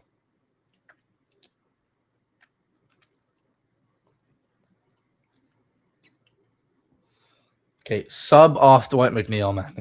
It's actually destroying our attack right now. Ghana and McNeil have got to go. Clements, I support Everton. That's great. You're in a good place to do that. We're at 900 people, by the way. Everybody watching, thank you, thank you, thank you. Welcome.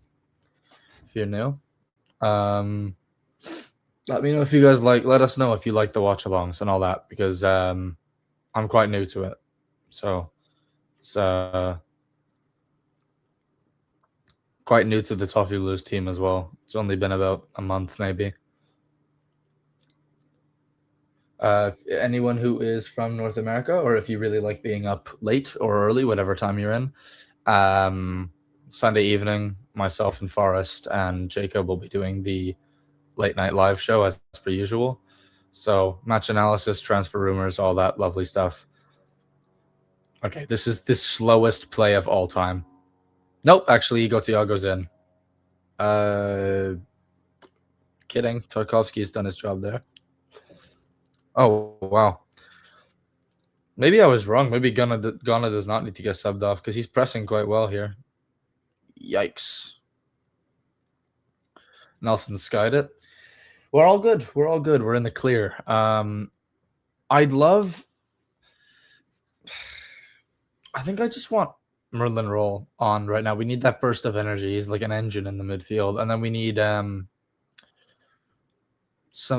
why is Tierno Barry coming on? Beto's not doing anything wrong.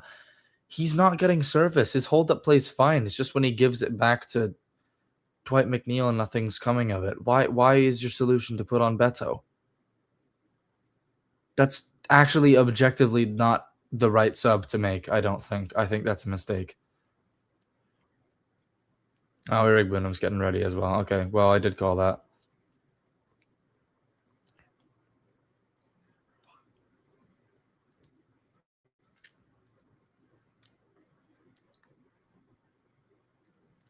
Oh, go on, Dwight. Okay, I mean, fair enough. That curler usually works for McNeil. Still us now, still on the outside of the box here. Agonagay's going to put it in. Okay, pile driver into row Z. Thank you, Idris Agonagay. Well, he's going to get taken off now for Irabunum anyway, so. Very interesting. We could have just put that in the mixer. I'm not sure why he shot that, but yeah, Dwight McNeil went for a curler there from outside the box and whatnot, but it is what it is. It happens. Okay.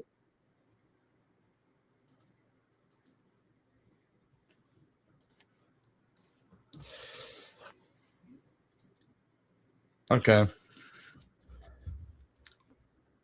I mean, well over 900 people now. See if we can get to 1,000, lads. It's pretty good for a watch along.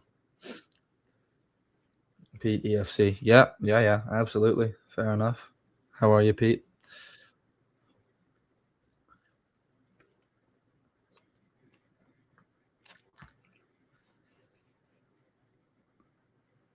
This is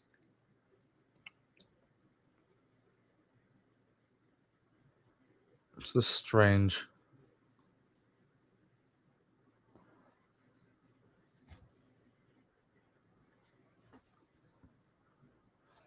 Could be Barry's better at holding onto the ball, maybe relieves pressure. He is and he isn't. Like Beto's covering a lot of ground here, and his hold-up play is fine. The problem is when he gives the ball back to somebody, that somebody is Dwight McNeil, and Dwight McNeil loses the ball. So Beto's not really doing anything wrong. I mean, I guess I understand the idea of putting Barry on to hold the ball and then like not do anything with it, but we actually need to score, so that just won't help us. Like putting on Roll would have given us an 8 that wants to go forward and isn't 39 years old. I mean, Ghana's doing fine. I just think Roll would have been a good burst of energy. He's good against tired legs. He can run. Like, I don't know. Seems to me like that would have been the right play. But Eric Bunham is very good as well. He's just much better defensively than offensively. He can take on his man. He just, Pickford collected. Good.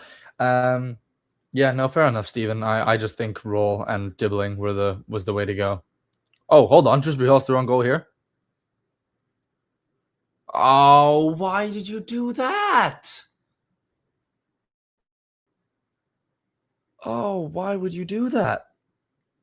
Oh, no. Oh, that was very bad decision making. Don't shoot from there, Ghana. Hall was completely through on goal, and he He turned around instead of shooting. I'm really not sure why. Very strange. McNeil shot with 3 players in front of him. We've got some very strange decision making here today. It's all good, Kieran. No worries, mate. I like Roll. He should play best form of defense is attack. Yeah, I mean, he's good defensively as well. He's just very fast. Yeah, he could have finished that off. That was a very strange thing to do. I mean, it's okay. Kieran Jusbury-Hall does not make very many mistakes. One mistake is not gonna kill us. It's just a very costly one that could have put us to 2-1 up there. That's a crying shame that he didn't shoot that. Very strange. Very, very strange.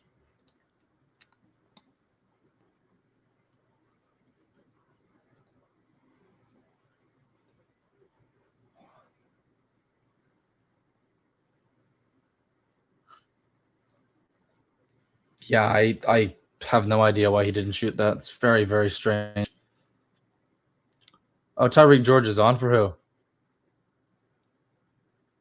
Do not tell me he's put him on for fucking. Oh no, he hasn't. Dwight McNeil's off. I thought he put him on for Iliman and Jai. Whew. Okay. The subs, for those who are wondering, Tierna Barry's on for Beto, Eric Boonham's on for Gonagay, and George is on for McNeil. Okay. I don't mind that. That's okay. That's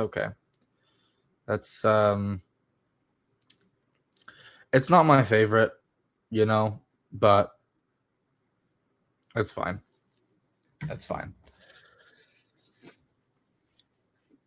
But I agree, Steven. I like Roll as well. I'm a big fan of him, and I think he could be.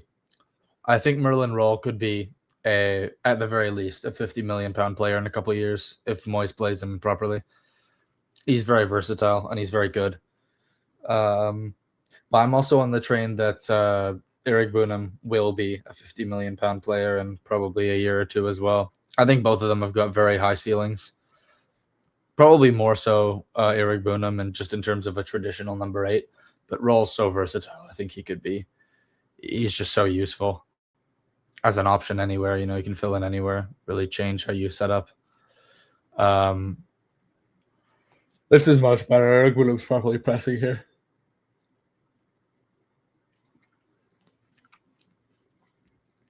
Yeah, Barry's actually marking nobody, and he's not running. So I'm not sure why, because he's definitely not tired. So I don't know why he's not actually running anywhere. I mean, now I suppose there's nowhere for him to run, but just now before that, could have been covering.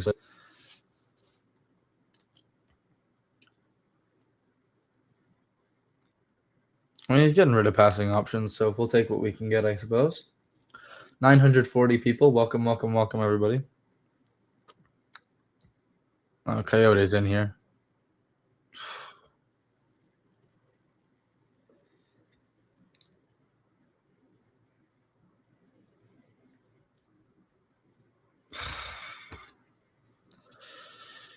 Fucking brutal, guys. Wow. It is 2-1. I'm changing it now. That is brutal. Wow. Not sure how no one has managed to defend that. Guys, what's going on? There's no defending occurring at all. If the game finishes like this, lads, we're 9th. And if Fulham or Sunderland or Newcastle win their games, if Fulham win their game later, that puts us 10th. Oh, that is brutal. Wow. Why taking Jai off? They didn't. Did they? Did I miss that? Have I missed something? I don't think Njai's off. No, Njai's still on. Yeah, Thiago 2-1. Brutal. Absolutely brutal. Yeah, there's just no defending. No defending at all. I'm not sure how Coyote's gotten through all that. There's just nobody there. Yeah, that mistake from Jusbury-Hall could be really costly now. That's a real shame. It's a real shame. Njai's not coming off. Njai is not coming off. I thought he was at one point, but he's not coming off. Dwight McNeil went off for Tyreek George. But hold on. Just Bjork put it in. Beto's up, and Beto missed. Okay. Oh. Wow. Absolute disaster at the back. They nearly put it in their own net. And Jai is on the right for, I guess, so George can play on the left. I need an Jai assist. Is it looking likely? You almost got an assist from Queven Kelleher there. And Nathan Collins. They kind of just bumbled around at the back. Is it looking likely? I mean, he's on the right now, so he's probably just going to be crossing it, I'd imagine. So, I mean, maybe. We've got some momentum, though, which is confusing considering we just bumbled at the back. 970. Welcome, everybody. Oh, this is brutal stuff, lads, here. I need everyone win or draw for my Everton need to win or draw for my sanity, actually. We need a point. We absolutely have to get a point today.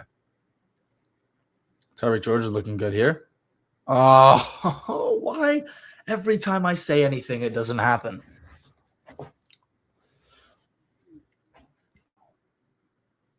Oh, hello.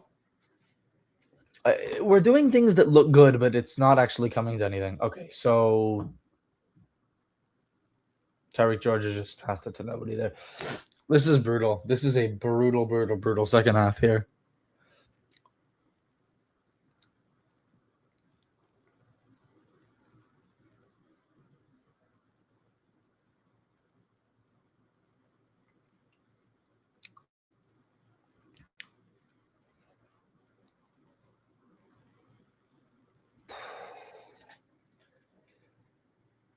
My God, guys, our defending is absolutely woeful. That's properly bad. That Coyote / Thiago goal, whatever, the two of them there. That's properly terrible defending.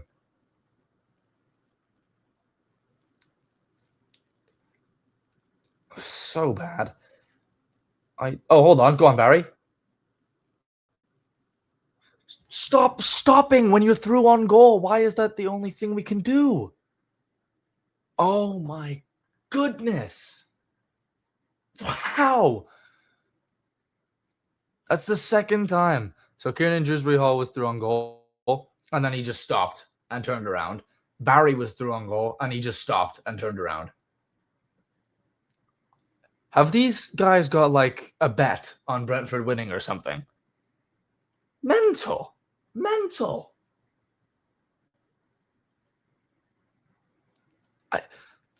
Like making a mistake here and there is fine. This is just bad decision making. I don't get it. Just shoot. We're a goal down. Why are you trying to do all this fancy stuff? Get it in the back of the net. You're there. You're standing in front of the net. User says you're up my arse. Yeah, well, let's hope not. What's that a foul for? What's that a foul for?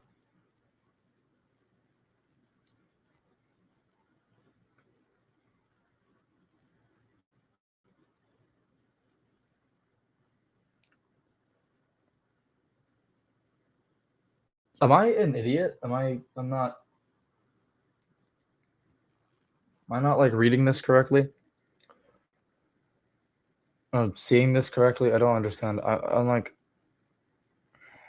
guys, what, 8 minutes? Please do not. We can't get a double done over on us by a set piece coach. That cannot happen.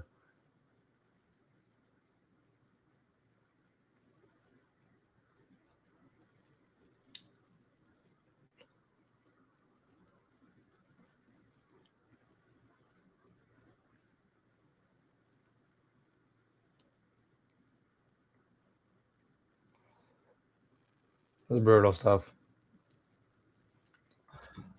Are both of those goals from Igor Thiago? Yeah.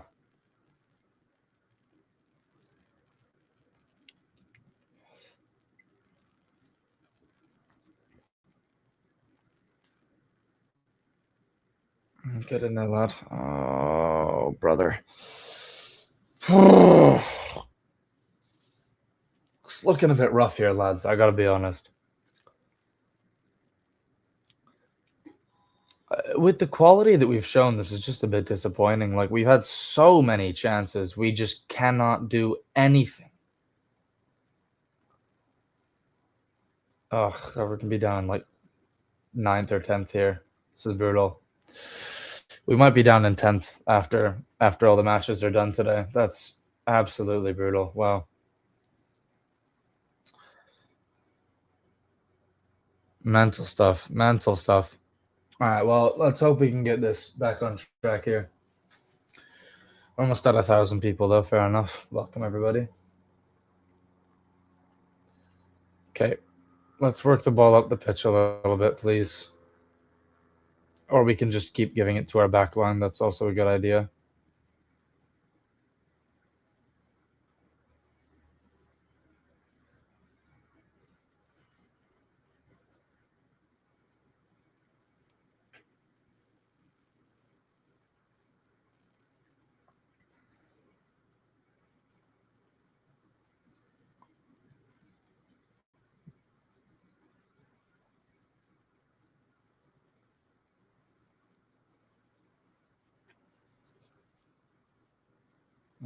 Okay, here we go. We're going forward now. Here we go. Go on, Tyreek George. Okay, that's not helpful. Okay, that's actually incredibly unhelpful. Oh, there we go. That's fine. There we go. Yeah, we went forward, went back to our back line. Just give it to Tyreek George again. Keep giving him opportunities to do this. We need to just do something. This is brutal. Oh, go on, Tyreek George. Go on, George. Go on, lad. Keep it going. Up into the box. And we have nothing. Okay, it's a corner. That's something. We'll take it. We'll take it. Oh, guys, this is brutal. Brutal. Good grief.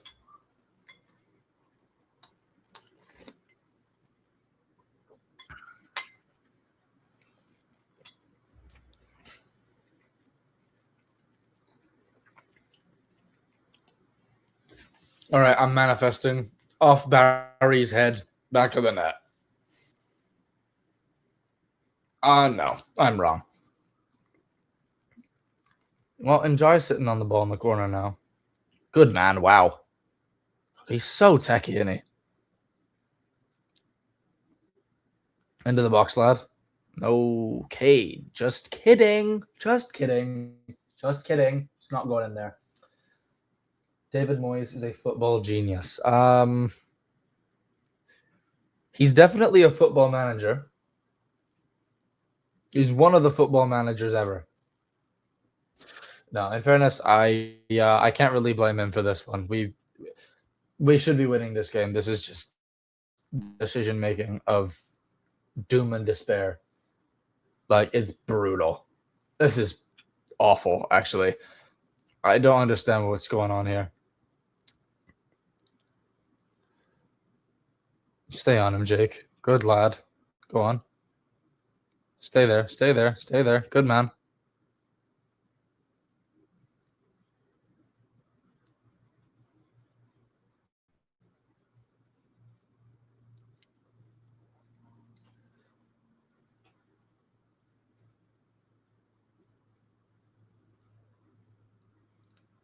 All right. Jakey, I love you, mate. We got to speed it up a little bit. You don't have that much time. Okay, so we've actually given them the ball back from our throw-in, which is an interesting play. Oh, who's there? Okay. Eric. What is happening? Okay, Eric Boonham's got it here. Give it wide. Give it wide. Look at George. Look at Tyreek George. Good man. Tyreek, just keep going. Keep going. Keep going. Put it in the mixer. Oh, he might shoot there. Good save from Cleveland Kelleher. God, Tyreek George almost just won us that, or gave us the tie here. Fair enough. He's spinning Coyote inside out. He should be. Maybe we should just be starting George on the left and Jai on the right. Maybe I was wrong about everything I've ever said.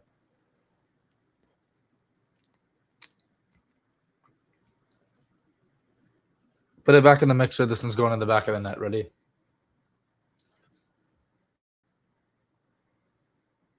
No, that's not good. That's not good at all. Okay. Okay, we're bringing out the big guns, lads. I've got the Bible. I'm not Christian, by the way, but I have Bible.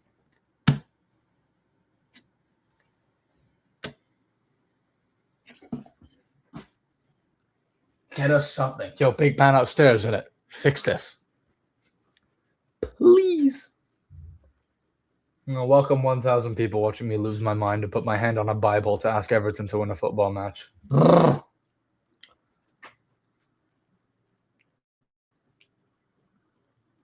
Brighton have won their game at Burnley. That's actually quite bad. It's bad for us. That's not good. No. Well, the argument that I had on Twitter with the other Everton fans the other day about Roma and Everton and Europe and everything is apparently not an issue anymore because our Europe pipe dream's falling apart. This is not good. This is very bad. Guys, I don't care about the Brighton game. Can you put the Everton game on the what is... I don't like Sky Sports. I don't like Sky Sports right now.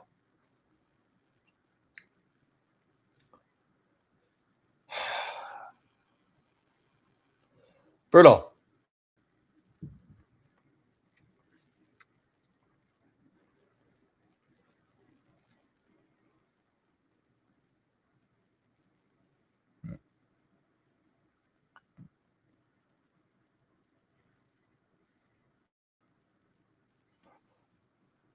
This is so much time wasting. Oh my gosh.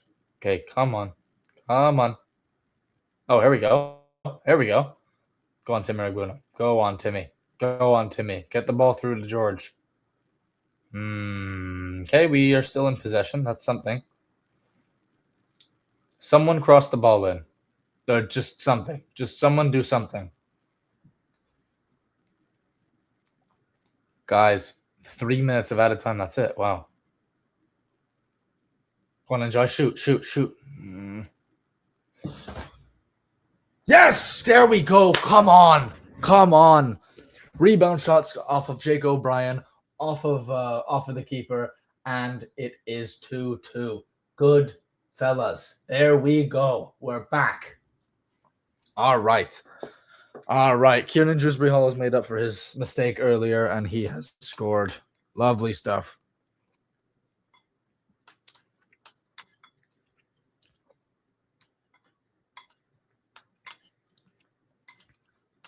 Good stuff.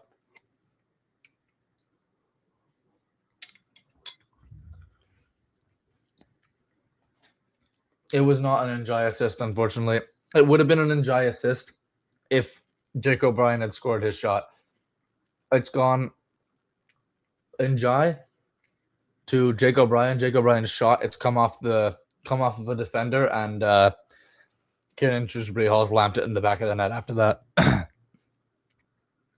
Lovely stuff. Okay. I mean, we'll take a point, but what if we just scored another one? What if we just scored another one? What if we just scored another one? What if we just scored another one, though?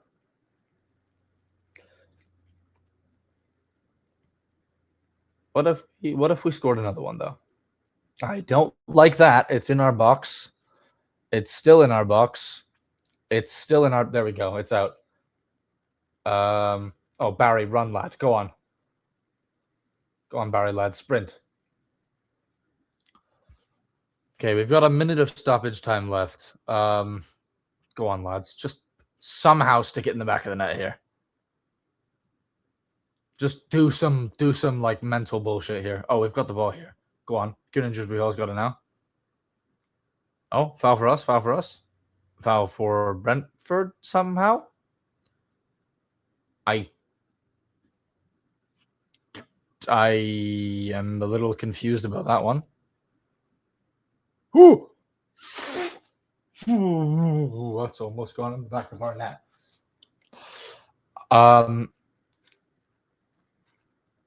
My goodness. Guys, yo, Yo. How was that a foul from Kieran Dewsbury? I thought that was a foul on Kieran Dewsbury. He's been like brought down by 2 Brentford defenders. Is it because he went on the ground and tried to get the ball back through? Very strange. Mikolenko's had a brilliant game today.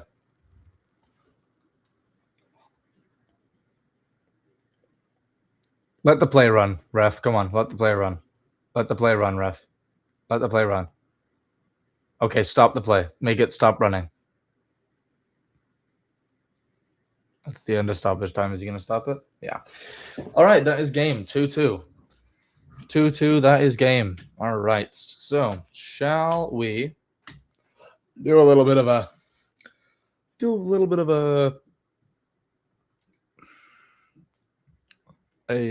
little analysis. What do we think? What are we thinking here? Well, we're still 8th in the table. We're not in danger of going any lower this match week. So we're safe for now. Unless Fulham beat Liverpool by 4 goals, we're good. We're still level on points at Brentford. So a bit of a strange game that I thought that was a little bit I thought it definitely could have gone better. Igor Thiago might be getting the golden boot at the moment. 2 goals from Igor Thiago. Really just a bit of a rough match. O'Brien didn't have the best game in the world, but he created our first goal, and he had the first shot that rebounded for our second goal. Beto was fine. I think he's been underrated a bit here. He was completely fine. He missed those first 2 opportunities, which was a little rough, but he creates a lot of opportunities. He creates a lot more than Barry does, I think. So I was quite happy with that. Thoughts on the Liverpool game later? Well, Liverpool-Fulham, or the game for us against Liverpool next week. Because if you're asking me about the Liverpool game later, I think Fulham might low-key win. Because they're resting all their players for PSG for whatever reason, even though they're going to lose. Score 2-1 Fulham. I'm not kidding. I'm 100% serious. 1-1 or 2-1 Fulham. Huge for Liverpool. If they win, they get a 6-point gap on us. I mean, they did spend 500 million this summer. I'd be shocked if they weren't more than 6 points ahead of us. It's actually ridiculous that they're this bad. But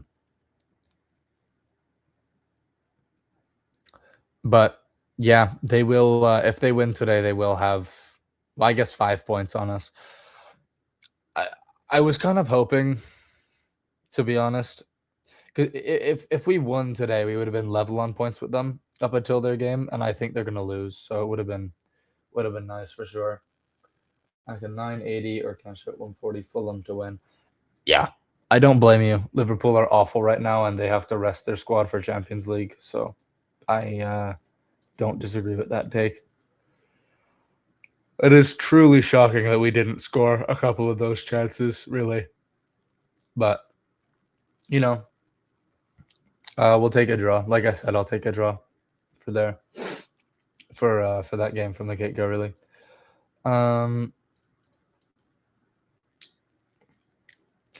What else do we have here? Okay. James Tarkowski did not have a good game. Jared Brantford was good. Vitaly Mikolenko, I think that might have been his best game all season. No, he played great. He was great.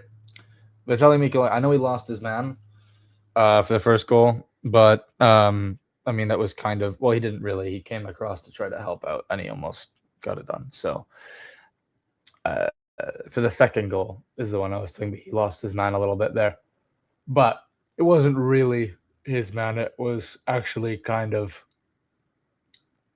It was Coyote. It's not really Mikolenko's responsibility, but still could have covered it better. Very poor defending for the second goal. I thought it was absolutely woeful. Pickford was pretty decent, made a couple of big saves. Queven Keller had a fantastic game, stopped a bunch of our chances. I'm wondering who player of the match is probably Thiago just because he scored 2. Even though the second one was, I think, pretty much all Coyote. But I think our player of the match might be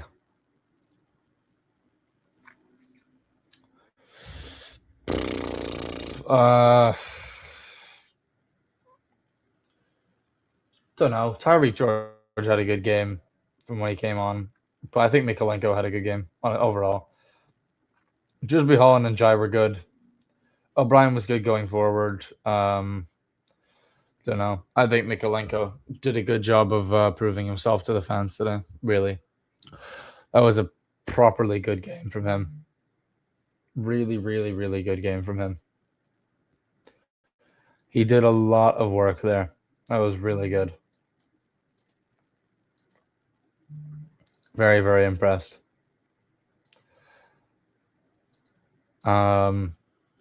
Yeah, what do you guys? Mikolenko needs to be sold. I thoroughly disagree.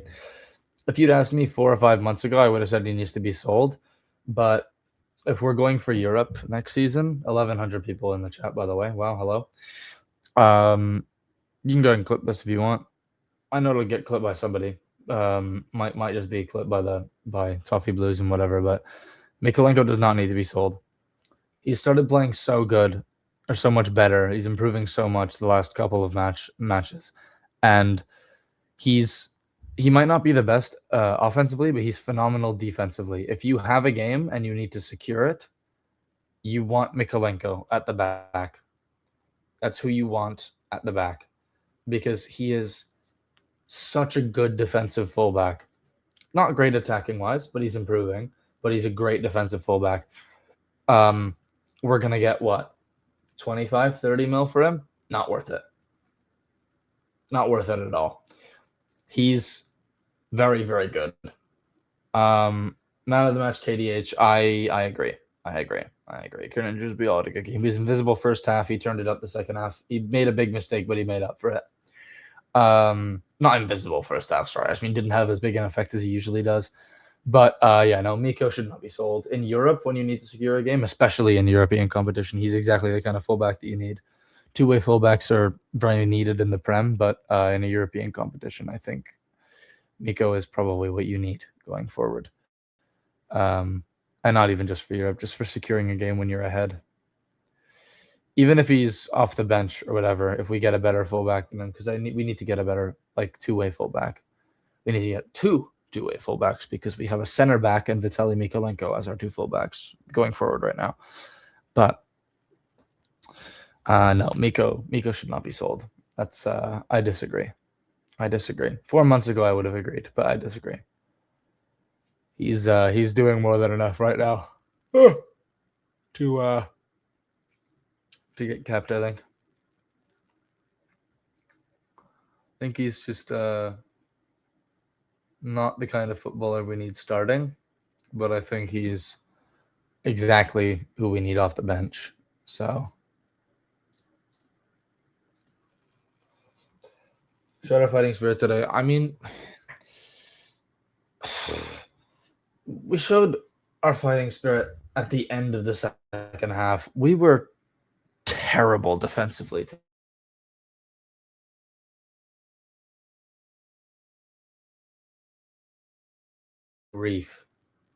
Good grief, we were woeful defensively for a lot of the time today. We need to get it together a little bit. It was a whole lot of head it out and clear it, and there was a lot of messes at the back. The goal that Coyote produced that Thiago got a touch on was brutally bad defending. That was really bad. I was very surprised. We're usually pretty good at things like that. It was awful. It might be the worst mistake I've seen. The first goal might have been one of the biggest mistakes I've seen from James Tarkowski, period, as well. First goal was brutal. He just completely lost his man.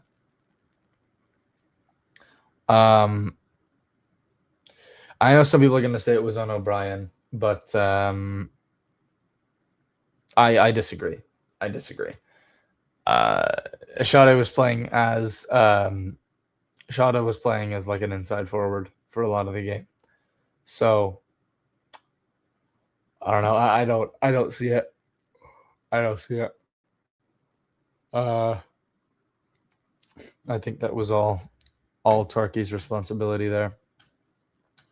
But overall, had a lucky deflection for the second goal. Yeah, but they ran through our entire defense before taking that shot. Coyote ran through everybody before taking that shot. No one got it. Way too much Bluetooth defending, BS, garbage going on. You know, like it was just there was so much of this defending from a mile away nonsense BS going on. It was not good. Yeah, Jake O'Brien might need to get on that a little bit because it was just sitting back. Oh, they'll come to me. They'll come to me. And they're taking a shot from outside the box and it's nearly going in. It's like, yeah, they'll do that if you don't step. Nathan Collins was stepping to our attackers all game, and it worked because we couldn't produce anything. So, yeah, don't know. I think I've pretty much said everything I was going to say, really, during the game and in that little rant there. But if we can have the same grit against Liverpool, we can win it. I don't even think we'll go behind against Liverpool. I'm only worried about 3 players on that Liverpool team when we play them. And I think some of them might be injured. So let's have a look, shall we? Who's injured? Alisson's injured. Good start. No lucky deflection, no goal. That's true, but I mean, we let Coyote walk through the whole team, Amanda. So, you know, can't let that happen.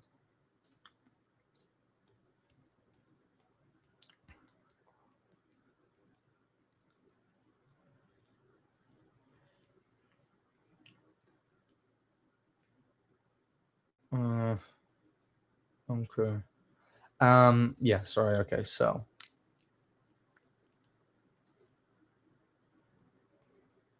Brutal. Okay. Liverpool. No Leone, no Bradley, no Allison, no Endo, no Bajadic. Okay, that's nothing. I thought Ekatike was out, but I guess he's back. They also have Isak, so I hope they start Isak because he's wank. Europe's still in our hands. I know, 100%. 8th is going to get Europe this season, and we're in 8th right now, so we're fine. Would have been nice to win that game, but Brentford are a good side right now, and we wasted our chances, so that happens. Only people that I'm worried about on this Liverpool side right now, like James Garner is going to lock up Florian Wirtz. You can quote me on that right now. I've actually not more confident of anything else. Gravenberg.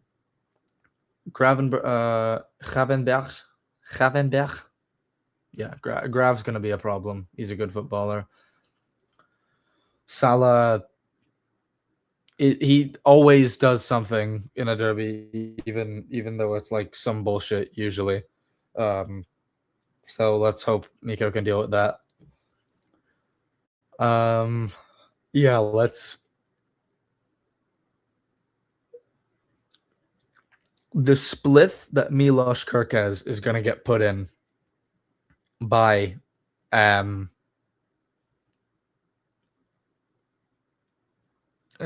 if he plays on the right. I'm proud of our boys today. Yeah, me too. Virgil van Dijk doesn't have anything for Beto in his current form. But no, what I was going to go over was the people that I am worried about are... Oh, this is strange. Huh. Oh. Okay, anyways, sorry. Jeremy Frimpong is going to be there, which is not great. He's good. But the ones that I'm actually worried about are McAllister, which some people disagree with me for because he's having a bad season, but he always pulls some bullshit out against Everton. I'm worried about Grav because Gravenberch is a good footballer. And I'm worried about Ekitike. Not worried about Isak. I'm definitely not worried about Gakpo. Szoboszlai. Dominic Szoboszlai is having a very good season, so maybe I should be worried about that. But I mean,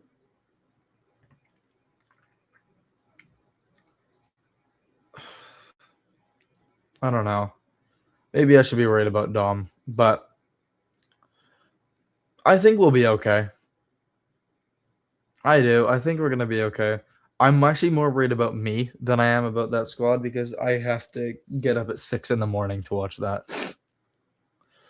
Moyes will do it for us. I agree, Amanda. I like your optimism. I think we can do it.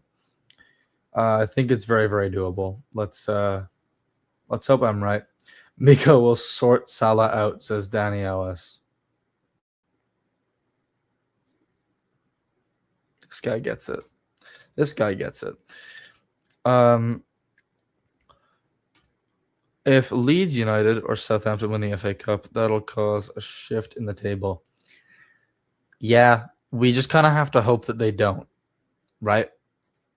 Because allow me to explain something to the people that don't know.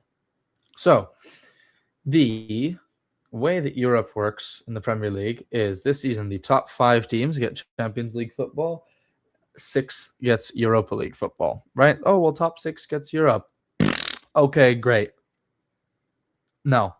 So it's very likely that top 8 will get Europe because the Carabao Cup and the FA Cup also give European spots. FA Cup gives Europa League, and Carabao Cup gives Conference League. So when you go to those competitions, let me go to England. I'll go to both of them so I can read everything out.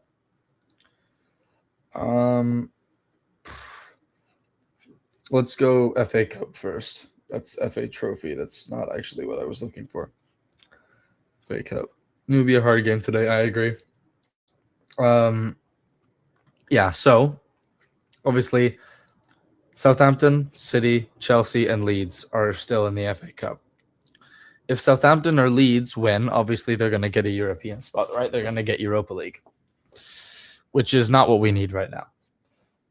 If City or Chelsea get it, well, Chelsea might not even get fucking anything out of the season if they keep falling off. But let's say they stay where they are right now, right? 6th. They already have Europa League, and City already have Champions League. So if either of them win it, then the Europa League spot goes to the next team in the league that doesn't have Europe. So right now that would be Brentford because they're 7th. Then you move to the EFL Cup or Carabao Cup. We need to focus on our games one at a time. We mustn't rely on other teams' results. No, but I mean,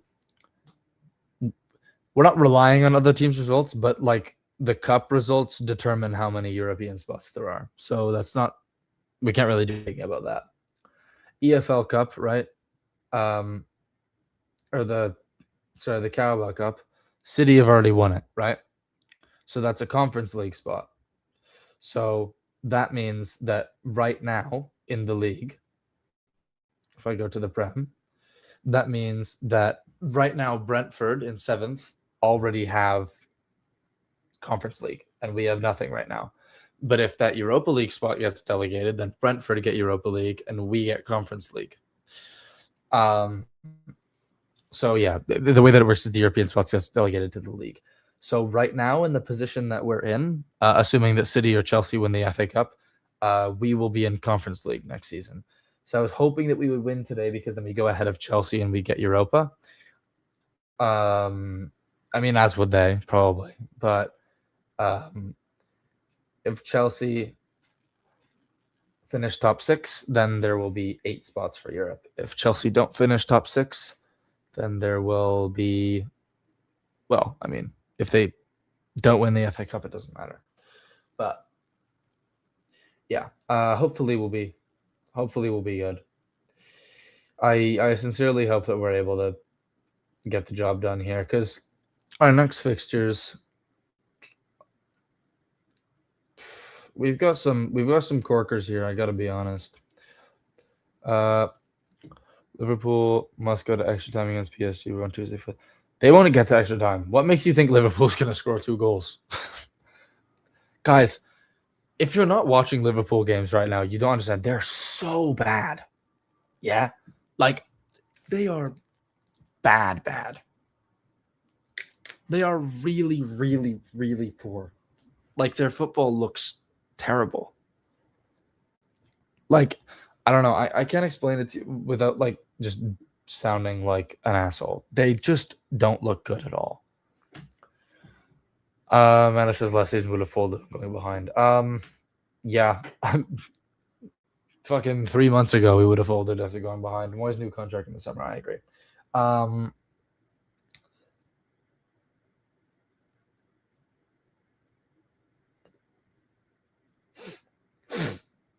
Okay, so, I mean, if we go to our fixtures right now, so is Kieran Dewsbury Hall our top scorer now?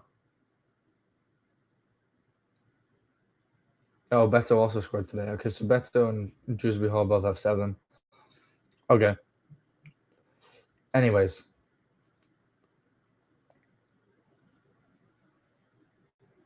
Okay.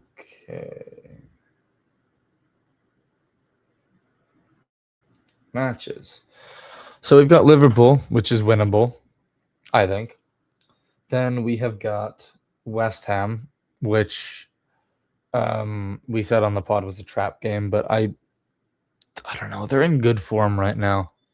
They've like started to be good again. I really hope we can win that. City, I don't think will win. I think that's too much to ask right now. So let's say we lose to City. Right now we're on. Let's say we win and draw of the Liverpool and West Ham games, whichever way you want to go about it. It's 4 points from the first 3 games. Palace we should beat right now. Palace are awful at the moment. So let's say 7 points. Sunderland we should beat, hopefully. Let's say 10. Spurs we should beat, but one of Palace, Sunderland, and Spurs, I guarantee you will either draw or lose. So let's say we'll draw it. So that is 6, 7, 10, 11 points from our next games, which would put us on 58. It's insane because the Premier League's so low scoring this year, but 58 points should be enough to get us Europe. So if we can get that done, then we're good. We'll have a great summer transfer window and be consistently in European spots. Let's hope so. I just don't want to do what Leicester did, where we go up and then we spend big money and then they're terrible and we don't have anything. And then we get double relegated. Race for Europe is heating up with Liverpool, Chelsea, Brentford, Everton, Fulham, Brighton, Newcastle, Sunderland, Bournemouth. Yeah, I think Sunderland are a little bit too far off now, if I'm not mistaken. Maybe I'm wrong. Maybe I'm thinking of the wrong team. Oh, no, Sunderland are on 43. Oh, fair enough. Yeah, I mean, Sunderland are in 12th on 43, and Liverpool are in 5th on 49. Like, wow. There's 6 points separating 5th to 12th. That's insane, guys. That's mental. Yo, that's insane. Wow. Yeah. Fulham might gain points today on us. Sunderland probably will too. I don't. I think they're gonna beat. I think they're gonna beat Spurs. Tomorrow, sorry. Yeah.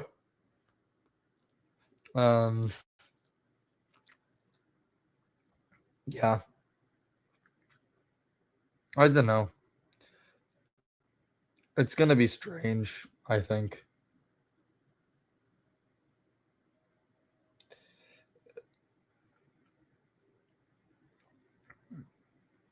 Yeah, it's gonna be a very, very difficult run in for the end of the season. Great time to be a Blue. I agree.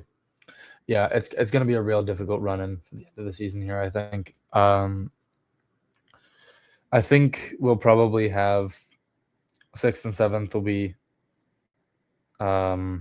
Europa League and 8th will be Conference League. I don't want Conference League. Conference League, the club doesn't actually make money until the final. If you're a Premier League team, at least, usually. I mean, I think we'd probably be fine because we have a lot of home support and away support fans-wise, but subs made such a difference. Tyreek George did so good. I couldn't agree more. Tyreek George was very good in that game. Bias-wise, I would have preferred to see Dibbling, but I think George is currently the better player. I think Dibbling has a higher skill ceiling, but George is currently the better footballer. So thank goodness for him being on today.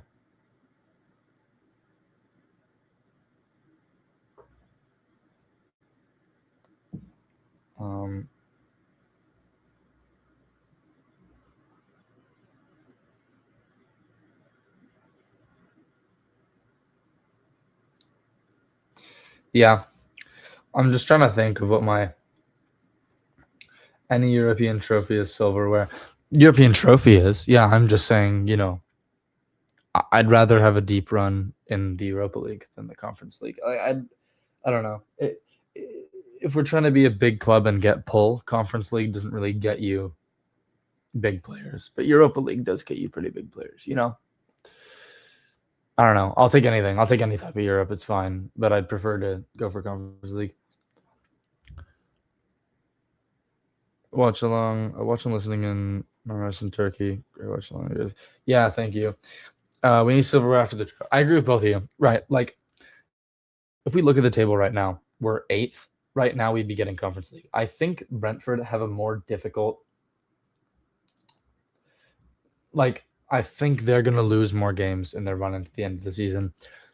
They've got a good United side. They have City. They've got they've got Liverpool. They have a very similar run into us, and I think we can do a better job against these good points. Yeah, Igor Thiago. 5 goals against us is not a good stat, dude. That's fucking diabolical. Wow.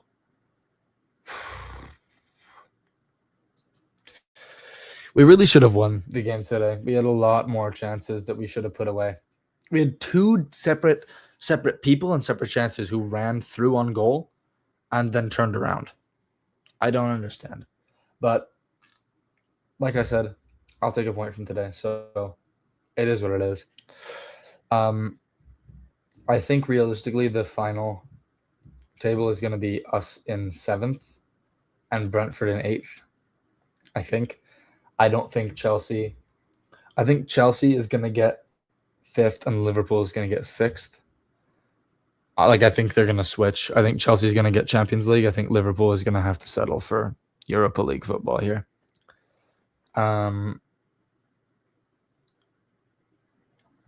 But yeah, it's looking a bit crazy. We'll give you better players after the drought. We have the players. The players we'll see we're building. Yeah, but I mean, Europa League caliber players are just better, right? In terms of what we're going for. If Moyes started O'Brien center back today instead of Turkey, Brentford don't get that 10 as McNeil, Howe, George starting. Listen, Dwight McNeil is a good footballer, and he saved us a lot of times, but he's not a right winger. He is the most left-footed player in human history, so when he runs down the right wing, all defenders have to do is just give a little tap, and the ball is gone. He can't play on the right properly, unless they let him cut inside, which most teams just don't do, right? The minimum is not to lose the game, which we didn't do. Couldn't agree more. We did not lose the game. And I said that from the very beginning, is that all we have to do is get a point from today, because I think we can beat Liverpool. I know we can beat Palace. I know we can beat Sunderland. I know we can beat Spurs. So the run into the end of the season is just going to be important. We've been in European spots almost the entire season. We just can't throw it away. I think we'll get it this season. I think next season we'll probably get Europa League because we're looking like a proper football club again. I think next season Europa League has to be the minimum. I think we got to do it next season. But this season, I think Conference League's the minimum now. We got to get Europe. We're doing too good of a job to not get Europe. I think it has to happen now. 1,200 people. 2,025 people on the stream. Hello, everybody. We've gone leaps and bounds. I agree. I do agree. I think realistically, a lot of this is going to be on the chat tomorrow night. So please, everybody that's watching, if you are on like a time zone that allows it, Sunday evening on EST is going to be late night live with myself, Jacob Ritchie, and Forrest. It's a good show. They know ball. I like to think I know ball. It's a good conversation. And it'll be a good match analysis. So I don't want to go over too much right now because obviously I'm going to be reiterating the same points. But I won't go into too much depth on here because I'll do more of the tactical stuff on the pod. But it was a very winnable game, which I'm a bit annoyed about. But yeah, minimum was to get a point, and we got a point. So I can't be too mad about that. We need to get a better striker. Okay, actually, we will talk about this. That's fine. You guys can let me know what you think right now. But me and Jacob have very differing ideas on this. We both think that we should get a striker this summer, but we have different ideas of who to sell. I think we should sell Barry. He thinks we should sell Beto. The reason that I think we should sell Barry is because I think Tierna Barry has a higher skill ceiling, but he doesn't work in our system. Our system requires a lot of running and a high work rate and a lot of just throwing yourself at things because our striker's isolated and Barry doesn't do that, but he thinks that Barry has a higher skill ceiling, so that makes more sense. So we have differing opinions, but for like similar reasons. So let me know what you guys think now. Actually, I'd like to know what you guys are thinking about that. Oh my god. Then right back to I agree. I actually think left back as well. We need a two-way left back so that Miko has some competition because Adam Asnu is tied to a radiator in David Moyes' basement and he's never getting out. So I really think that it makes sense to just see if we can get Juve or Hugo Bueno or Capix Saba or someone that's like caliber that we can get that's got a high ceiling and is just going to be a baller. When West Ham go down, everyone's going to go in for Juve. I think we need to throw a lot of money on the table for him. James makes a good point here. Keith Andrews, for being Brentford manager, is a set piece coach. Every set piece, they look dangerous. I agree. I think I was saying this from the beginning of the game. We can't lose twice to Brentford this season. Their manager is a set piece coach. We cannot get out tacticianed by a set piece coach. He's a good manager, don't get me wrong, but it's like we gave them not necessarily set pieces, but like we gave them so much space that they just made everything a dead ball to cross in. And I was like, okay, their manager, that's like his thing. So stop giving them dead balls. Press them. Other teams press them and they lose. Like Brentford. Liverpool will press them and they will lose. Except Virgil van Dijk because he doesn't press anything. But like, if you look at the games that Brentford have lost, it's the teams that press because they don't have dead balls and they can't do anything. Like Brentford matches, right? They're doing a lot of drawing recently, right?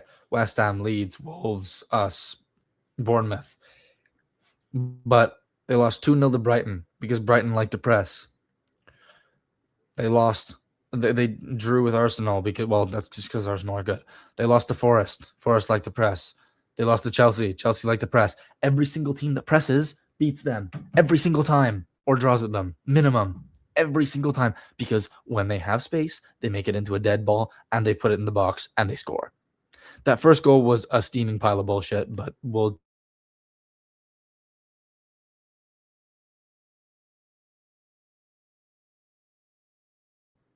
The reason we didn't win the game is because we didn't press them. Simple as.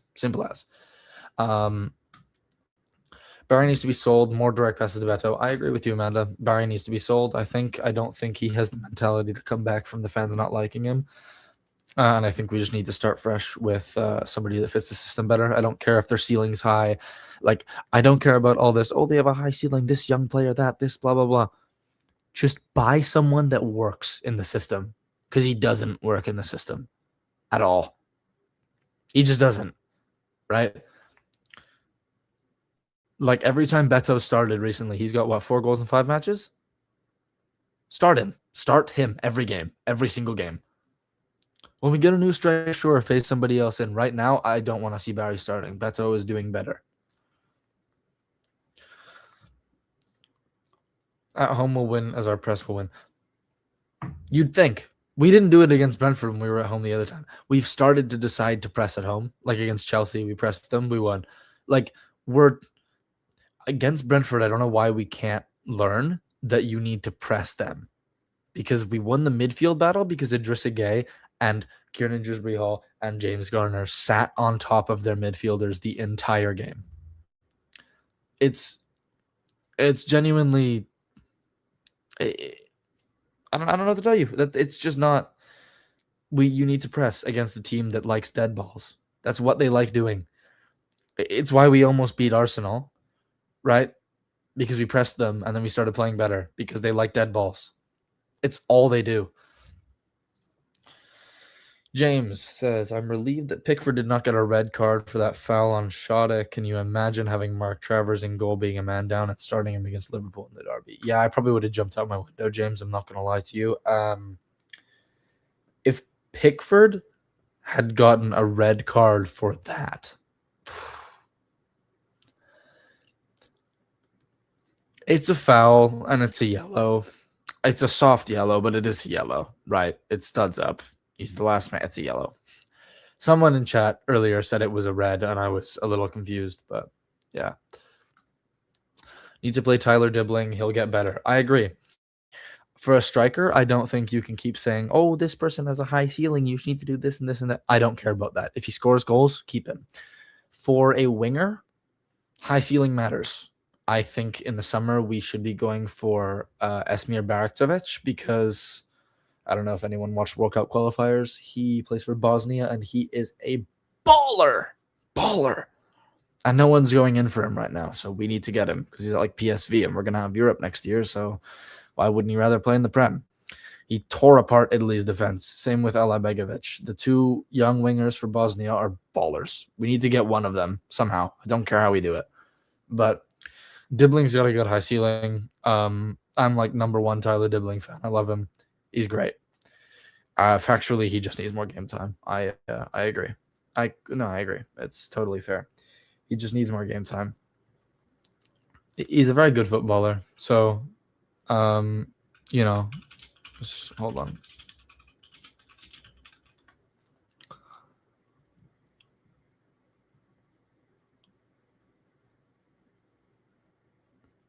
Huh. Okay. Pickford redeemed himself the save minute after. I wasn't mad at him for the first foul. Like, no one was defending Shada. No one was there. Like, it wasn't Jake O'Brien's responsibility, really, because he's an inside forward. I mean, I guess he could have stepped to him. He did try to step a little bit, but he just got past him. James Tarkovsky was miles away. Vitaly Mikolenko left Ouattara to come all the way back to get in the net in case it went past Pickford. Pickford went for a challenge because the guy was just through on goal. What else was he supposed to do? Like, I don't know. That doesn't really seem like a mistake to me for Pickford. There wasn't really anything else he could have done, in my personal opinion. But yeah, he made a lot of good saves. I don't know. I think it's a little unfair on Pickford to say redeemed, personally. I mean, it's your opinion, obviously, but I can't really he didn't really do anything wrong.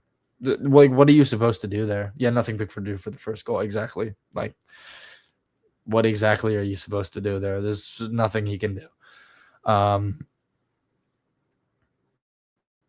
It's a bit poor, but If Spurs do not beat Sunderland, they'll remain 18th in the table. They're not going to beat Sunderland. When you look at the Spurs and Sunderland lineup, all right, I'm going to give you all the matchups, all right? I'm going to give you the matchups for their predicted lineups and stuff.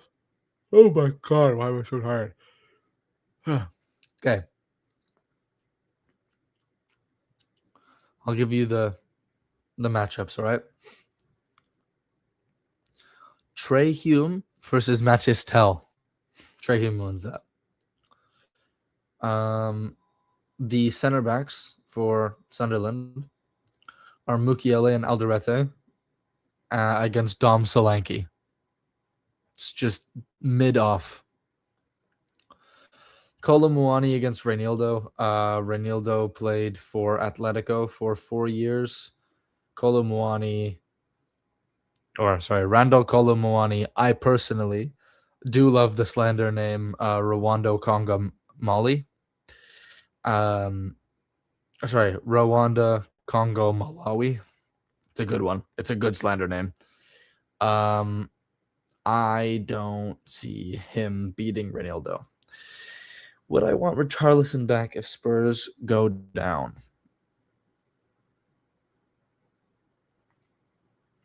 Yes, of course I would. Richarlison's great in Europe. He's phenomenal, and he wouldn't cost us anything.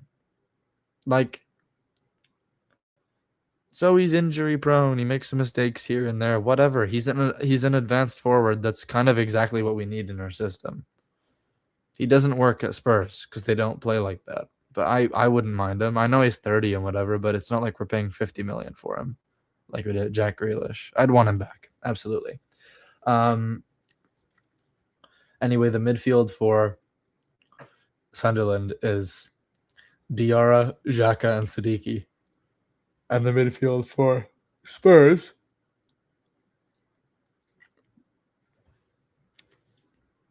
is not good. It is, well, Xavi Simons is good. Xavi Simmons, I don't even know. Lucas Bergvall is good, but, whatever. And Archie Gray is also good, but, it's like, it's three under 22s are the midfield. It's not good.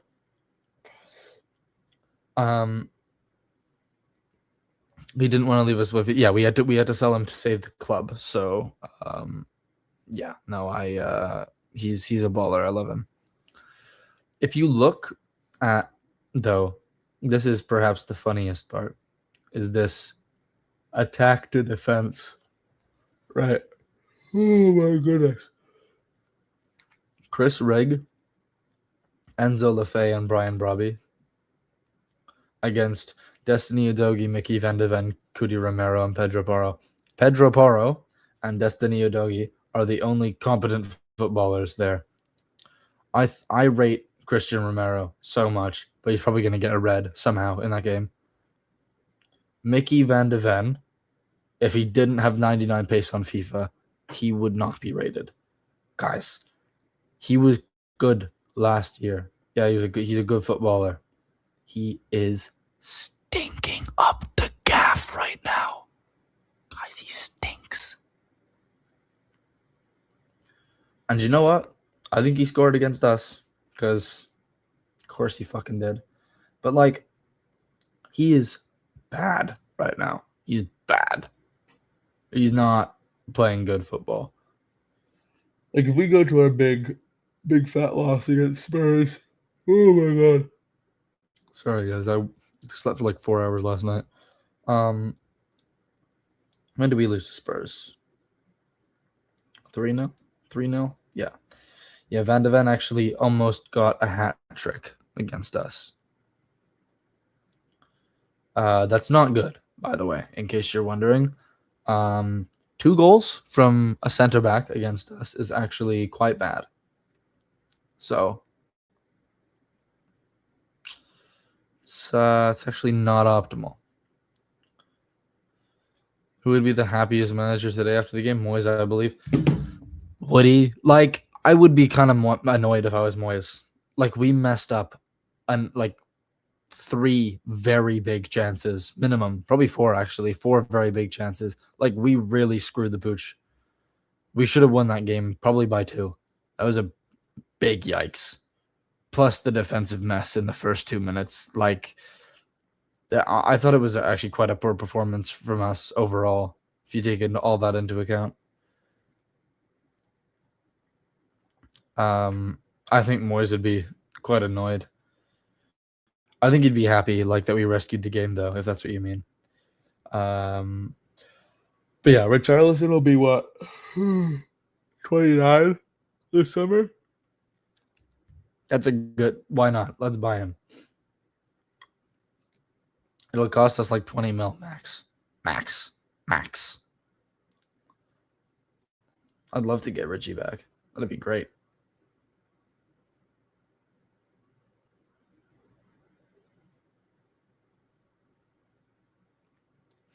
That'd be phenomenal. But, like, who else have Spurs got right now? I just don't understand how this Spurs team is going down. Like, how on earth are players of this quality getting relegated? KDH on with the keeper should have shot, not done a pirouette before trying to score. Yeah, fair enough. Put that one on screen for everybody to see that.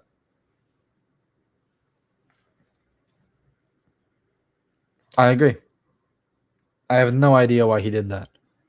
There's no world in which that's the right. I actually can't re-hide your message, so this is here forever. This is here forever. It's never go. Oh, there we go. Felix, do you think we would have a chance to win the Conference League? Yes, I do. I think we would win the Conference League. Like, okay, you know what? Let's look at the Conference League this season, all right? And I'll let you know what you guys can let me know what you think. Okay.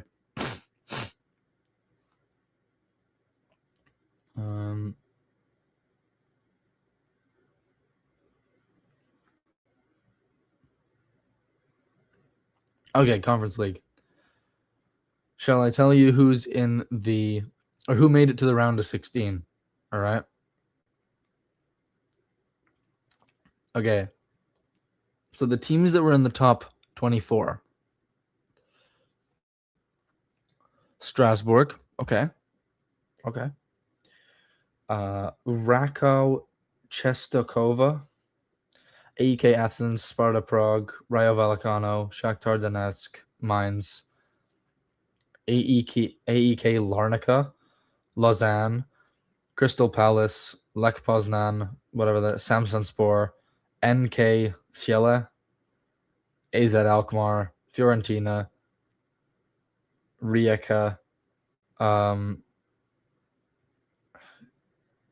Jagiellona Bialystok. I don't see what we're only at 17, and I can't pronounce any of them. Omonia Nicosia, FC Noah, Drita, KUPS, KF Skandia, like Sigma Olomouc, Zrinski Mostar. Like, let's look at the knockouts right now, and let's see who's in the finals. All right, because these teams I feel like are all right. Shakhtar, AZ Alkmaar, Crystal Palace, Fiorentina, Rayo Vallecano, AEK Athens, Mainz, Strasbourg. Those are all good teams. The best one of those teams is Crystal Palace, who are buns right now. And they beat Fiorentina in the first leg 3-0. And they're buns right now, allegedly. That's what I've been hearing. Right? So, I don't know. I think it's winnable. Like, who else is winning well in their draws? Shakhtar Donetsk. Okay.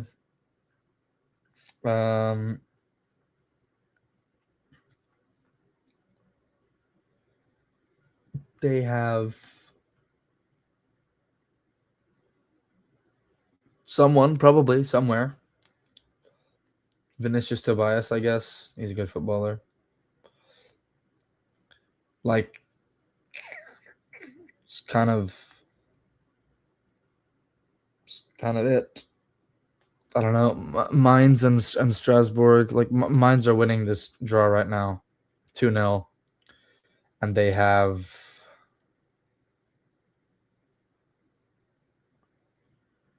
I don't know. I guess they got Nelson Viper. I don't know who that is. Fair enough. But like, still, and Kaishu Sano, he's a baller. But like, Conference League it's very doable. I think personally.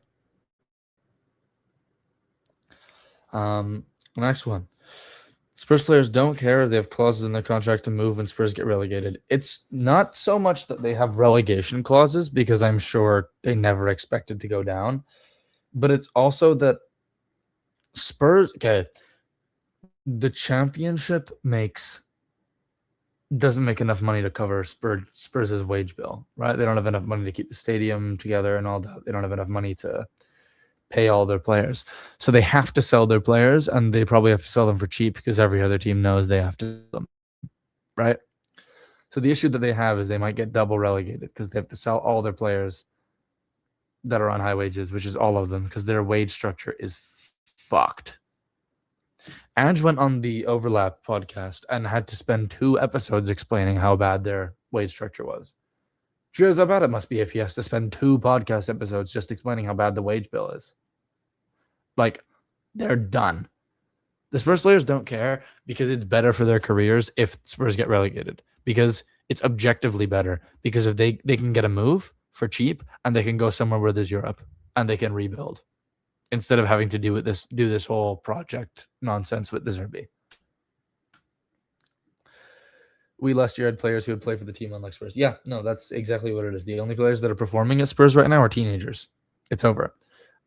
I don't think they're going to stay up anymore. After West Ham beat Wolves 4-0, I think they're going down. I'm firmly on the Spurs are getting relegated train now. I'm on it. I'm on the train. Matter of fact, I might be conducting the train. I'm there. I'm in the facility. Seeing us come back today, I think, would make Liverpool be scared about us. Well, they're also probably noticing the fact that we conceded a pen in the first 2 minutes and that we did 2 pirouettes instead of scoring, as you mentioned. I don't know. I don't think we look... Well, actually, that's not true. I was in FNG stream like a week ago, and I said to them that... I've never been more excited for a Merseyside derby as an Everton fan. He was like, yeah, we're finished. So they don't believe it. Their fans don't think they have it, which is great news for us, really. Phenomenal news. Fulham beat Liverpool. They will go to 7th in the table. No, they won't. What? That's not true. Hold on. That's just not true.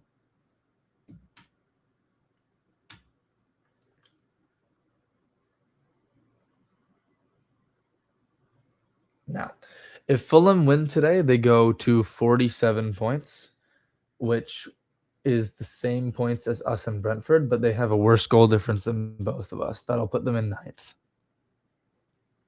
If they win 3-0, they'll go above us. Yeah. No, we have less losses. Actually, if they go 4-0, if they win by 4, they go above us. So, I mean, if that happens, you know what? If they go above us because they beat Liverpool 4-0, I'm there for it. That's fine by me. That's a pretty good hate watch. Matter of fact, I might watch that game. I might watch that game now. But this stream has been going on for 3 hours. So I will let's do a couple more minutes. I have some questions and whatever. Have a little bit more chat, and then I'm gonna head off, and I'll see everybody in the Sunday evening show. But yeah, if you guys got any more questions or any other comments about either Everton, Spurs, whatever, any of that? Who would you guys like to get? Who would you like to get transfer wise? exactly who I want. I know exactly who I want to get. I want to get...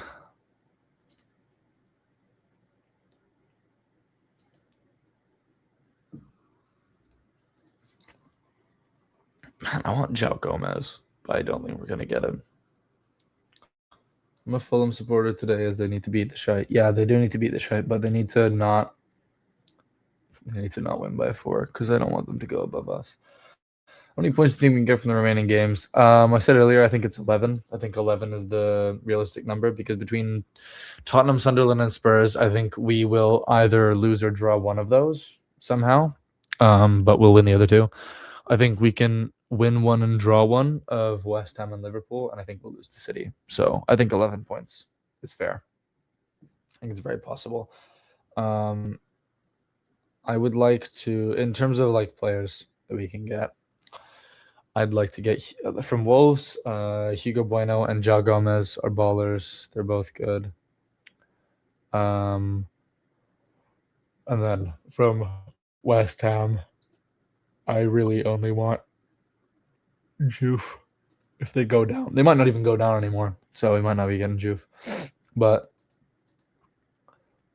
we might have our fucking pick of the litter with Spurs, though, which is insane. And when we play them, by the way, I think like Vicario's still out with an injury, so it's very likely that we're gonna, be playing against the. He's not a bad goalkeeper. He just, hopefully the pitch is wet,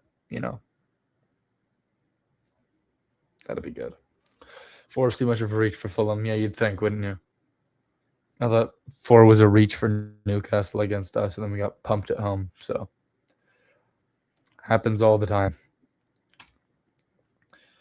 I'm trying to think, who do I want from Tottenham? Some of these players I don't even want, like, so much attitude problems. I want Pedro Porro. That's who I want from Tottenham. I want Pedro Porro. He's so good. He's so good. Pedro Porro is a baller. We need him at right back. That'd be amazing. I don't think I want anyone from this Fulham team. Maybe Florentino, but he's not even there. He's on loan. Brutal stuff. Absolutely brutal stuff. Would you want Conor Gallagher? No. No, I would not. He's not inherently a bad footballer, but like,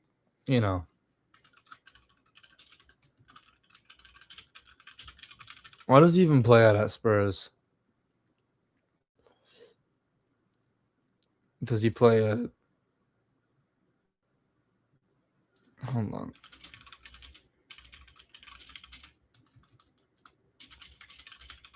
Is he a 6 or an 8 at Spurs? He's an 8. Okay.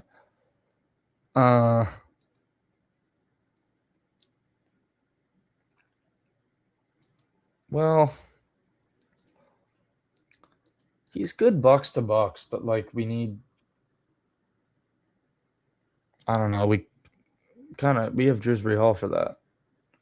Because I wouldn't imagine Dewsbury Hall is going to be our number 10 next year. Because he's better as an 8. He's a great number 10, but he's better as an 8, right? He's a good box-crashing midfielder. We don't need another number 10. We're going to have number 10s next year, especially if we get Grealish back on loan again. I don't think I'd want Conor Gallagher, though. No, I don't think we need it. I think it's a bit of a waste of money because we need to be... Oh, Amanda, don't say that. Don't say that. Okay, if you guys know me, you guys know I do not rate Liam Delap at all. At all. Felix says, I hope for Spurs go down, not Forest. I don't think Forest are going down anymore. I thought they were going to at the beginning of this year, but they're not now. I don't think. I mean, they might. If they do, then, Morgan Gibbs-White's available. That'd be good. Who else are they? Oh, actually, no. We want Nico Williams from them if they go down.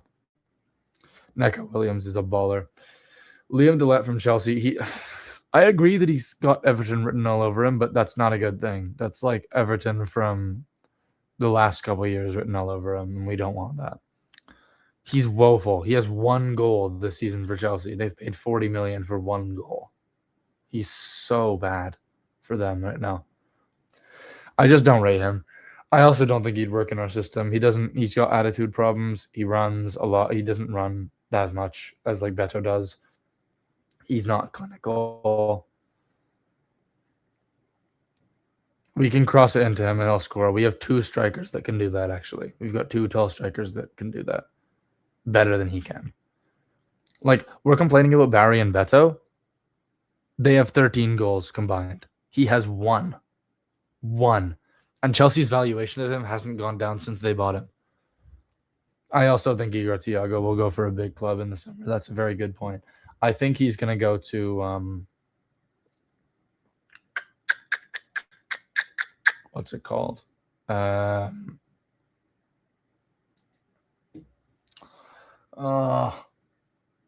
too tired to remember it. I think he's going to go to Villa. Because Watkins is 30. I don't think he's actually going to go there. I just think it'd be a good move for them, at least. Maybe he'll go to Chelsea. I don't know. No, they're going to get Jackson back from Bayern. What does he get the best out of him? Delap doesn't fit Chelsea. Well, like, he doesn't work in a situation where he's not isolated. When he gets isolated, he's going to be done. I don't want to take that risk with more strikers. We're done buying strikers that are buns at other clubs and hoping they're good at ours. If we're getting into Europe, we can buy strikers that are good at other clubs and bring them to ours. We don't need to be doing this gambling on garbage strategy anymore. Like, it's a bad mindset to get into if we're going into Europe. We can buy actual players that are proven. We don't need to buy Liam Delap. We don't need to go to a top club and go, I say top club, a club that we just beat 3-0 and go, hey, can we have your backup striker that's doing nothing? We don't need to do that. You know, like, we just don't need to. We don't need to go to a club that's above us or at like the same points as us in the league and go, hey, we beat you 3-0. Can we have the shit that you don't want, please? It's not, we don't need to do that. We can buy somebody that's already proven to be good for the same amount of money. 40 million? We can get somebody for 40 million. We got Barry for like 25 million or 30 something million. And he is miles better than Delap. And he's still not what we need. So Delap would not work, I don't think. My opinion. Liverpool would love Hildegen Stadium because of the width of the pitch.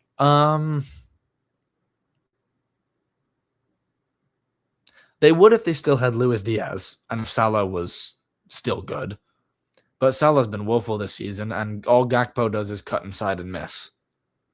He cuts inside and puts it in row Z. And then he cuts inside and then he puts it in row Z. And then he cuts inside and guess where it goes? It's row Z. I don't think they have it.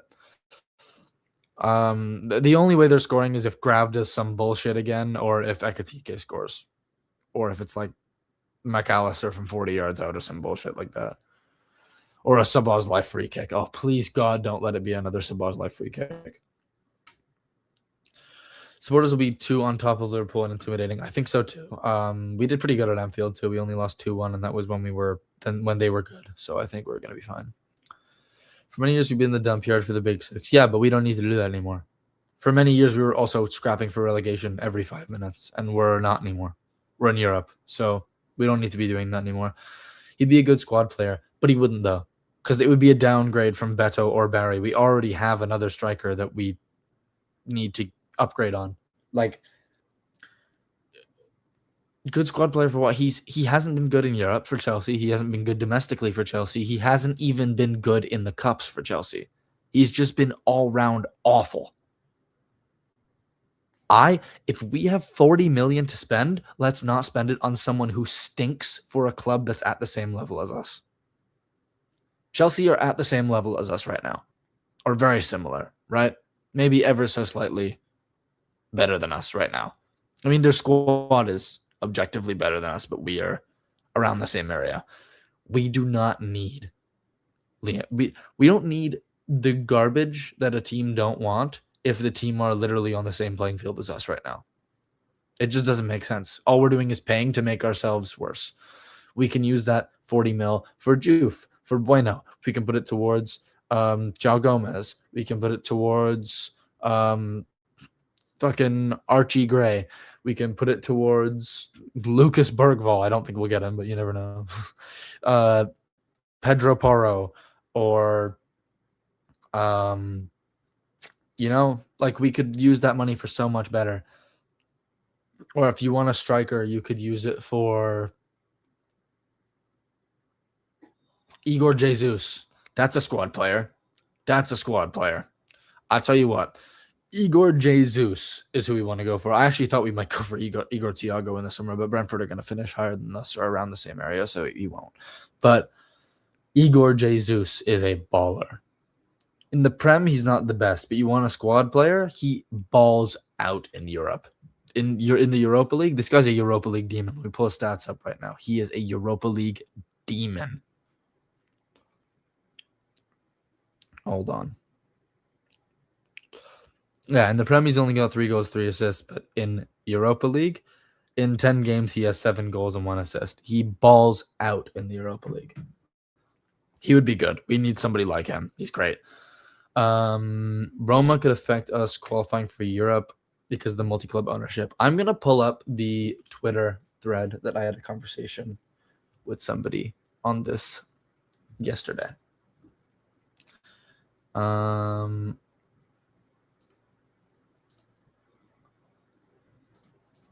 on.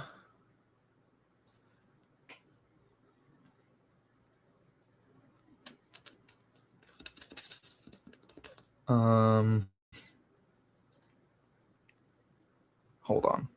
Looking for it now. Great signing, be 20 mil for Grealish. I think we should just try to get him on loan again. I don't want to. I think 20 mil is fine. Paying anything more than 20 mil for a 30, 31-year-old player, it's not a good idea. But he's already going to eat up wage bill, but we need him. So he's great. So somebody said, if Everton and Roma get Europa League, will we be demoted to the Conference League or kicked out of everything? And I responded. I said, from what I understand, TFG have sorted it out, saying there's been no transfers between the clubs or loans or nothing, and they're run as separate entities. The paperwork is filled out, should be okay. Well, how about who the Friedkins favor? It's about who finished higher in their domestic league. So if there wasn't paperwork filled out, we would get thrown out of the competition. Make no mistake about that, because Italy has less European spots than us right now. So Italy they have to finish higher to get Europa League. So Roma would go Europa League. We would get thrown out. And then somebody responded to me and they said, in this scenario, Everton are put in Conference League. And I said, our owners have said differently, but if their paperwork that they've sent doesn't work, then yes, we'll get Conference League. So we said, I've seen what owners have said, but UEFA approved last year that they're not emotional about decisions, very fact-driven. They won't allow Roma versus Everton to be a possible fixture. Conference League would be the next best step for Everton too. I disagree with that, by the way. But I said, okay, so that's not true. Last year, they failed to complete the necessary paperwork. This year, we have completed it and stated that Roma and Everton are completely separate entities that are run as such, which is true. No transfers, no loans, no shared budget, nothing. Separate boards. They have completely separate boards and everything. Yeah, the person responding said, you're making that up. We're not completely separate and freaking shares both clubs. And I got very petty. I said, so I'm actually not. It's an easy Google search. They have 2 different boards and are run separately. I'm not sure what's so hard to understand about what I've said 3 times. Maybe I'm just petty, actually. We kept going. He just pulled up the UEFA guidelines, and then I sent him the AI overview of what it shows, because it's just, yes, AS Roma and Everton are run as 2 separate entities operating independently under the umbrella of the Friedkin Group. While the Friedkin Group owns both clubs, they maintain separate management teams, boards, and commercial operations to ensure regulatory compliance, particularly regarding UEFA's multi-club ownership. It's actually right there. So I guess some people just can't read, but that's okay.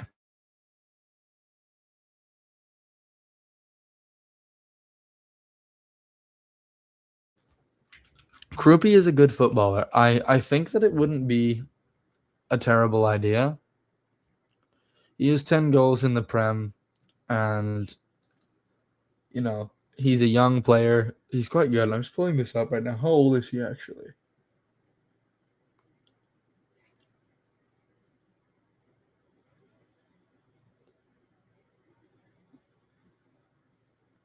Oh, he's 19. Fair enough.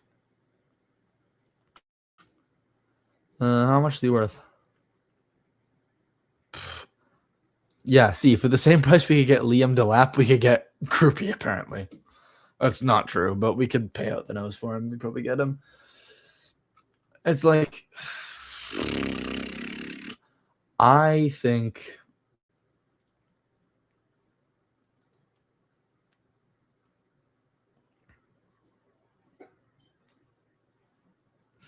I don't know what I think, man. We just shouldn't get shouldn't get Liam Delap, I don't think. Made sure we wouldn't be in trouble as they are running us as a well-oiled machine. I agree. The general situation is that we were compliant with multi-club ownership rules. That's what Freaking Group said. So, I mean, at the end of the day, I don't think it'll be an issue. If it is, that's tough, right? That's how it works. Oh yeah, if we're going to wrap up, yeah, I guess it's been like almost 3.5 hours. Should wrap it up soon. You're right. Do you trust Moyes with the big transfer budget? I just hope the board lets him make the transfers, because I don't want to see us buying young players that Moyes doesn't want and then not playing them. Because, you know, we've got like Dibbling and Asnu, who Moyes never plays. Asnu's not even in the matchday squad. He doesn't even show up on the bench. Moyes clearly didn't want those two. We just signed them for just to show that we could go out and get players, but it sets a bad precedent for young players coming to the club if they don't ever get game time. So I was a bit glad that Tyreek George got game time today, because I had no idea why we loaned him up until now, because he hadn't played at all. But no, quite honestly, it's I don't know. I trust him to do some things. I just hope he goes for a little bit of a spark instead of Brexit football. If we get Europa League, I think it's possible we go in for João Gomez, and I think that would be a very good move as an 8 or just a squad depth for DMs. I think Juve or Bueno, Capek Saba, just fullbacks we need, and then maybe a striker as well. I don't know who you'd go for striker right now, though. Probably Igor Thiago. I rate him, but a lot of people don't. But yeah, personally, that's it's the way I see it. But yeah, I think that's gonna have to be it. I did say I was gonna wrap up, and then I went on for 20 more minutes. But yeah, no, it's been a long one, almost 3.5 hours. Shame we never play Asnu. He's good against Sunderland. Couldn't agree more. Been saying that on the pod for weeks. I like Asnu. I think he's a very good footballer.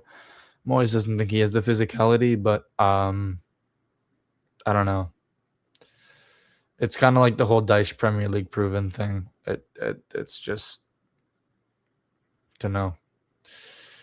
Moyes has to play trusted players to the end of the season to push for Europe. I mean, he doesn't. Like, I don't know why he wasn't playing Asnu when Miko was buns earlier this season, but he's fine now, so no. Thiago showing Ancelotti that you can trust him up front for Brazil with Vinicius on the left and Esteban on the right. Yeah, he's going to get somewhere good. Thanks for a great show off the top. Yeah, absolutely. Have a good one. Everybody. I will see you guys next week when I wake everyone in the entire city I'm in up after Vitaly Mikolenko scores a 35-yard screamer against Liverpool at the Hill DZ Derby. Very excited. See most of you, hopefully. 1,300, wow. Popular stream. I'll see you guys, hopefully, of you that are North American, on Sunday evening for the late night live show with myself and Forrest and Jacob. But until then, I'll see you guys later. So, bye-bye.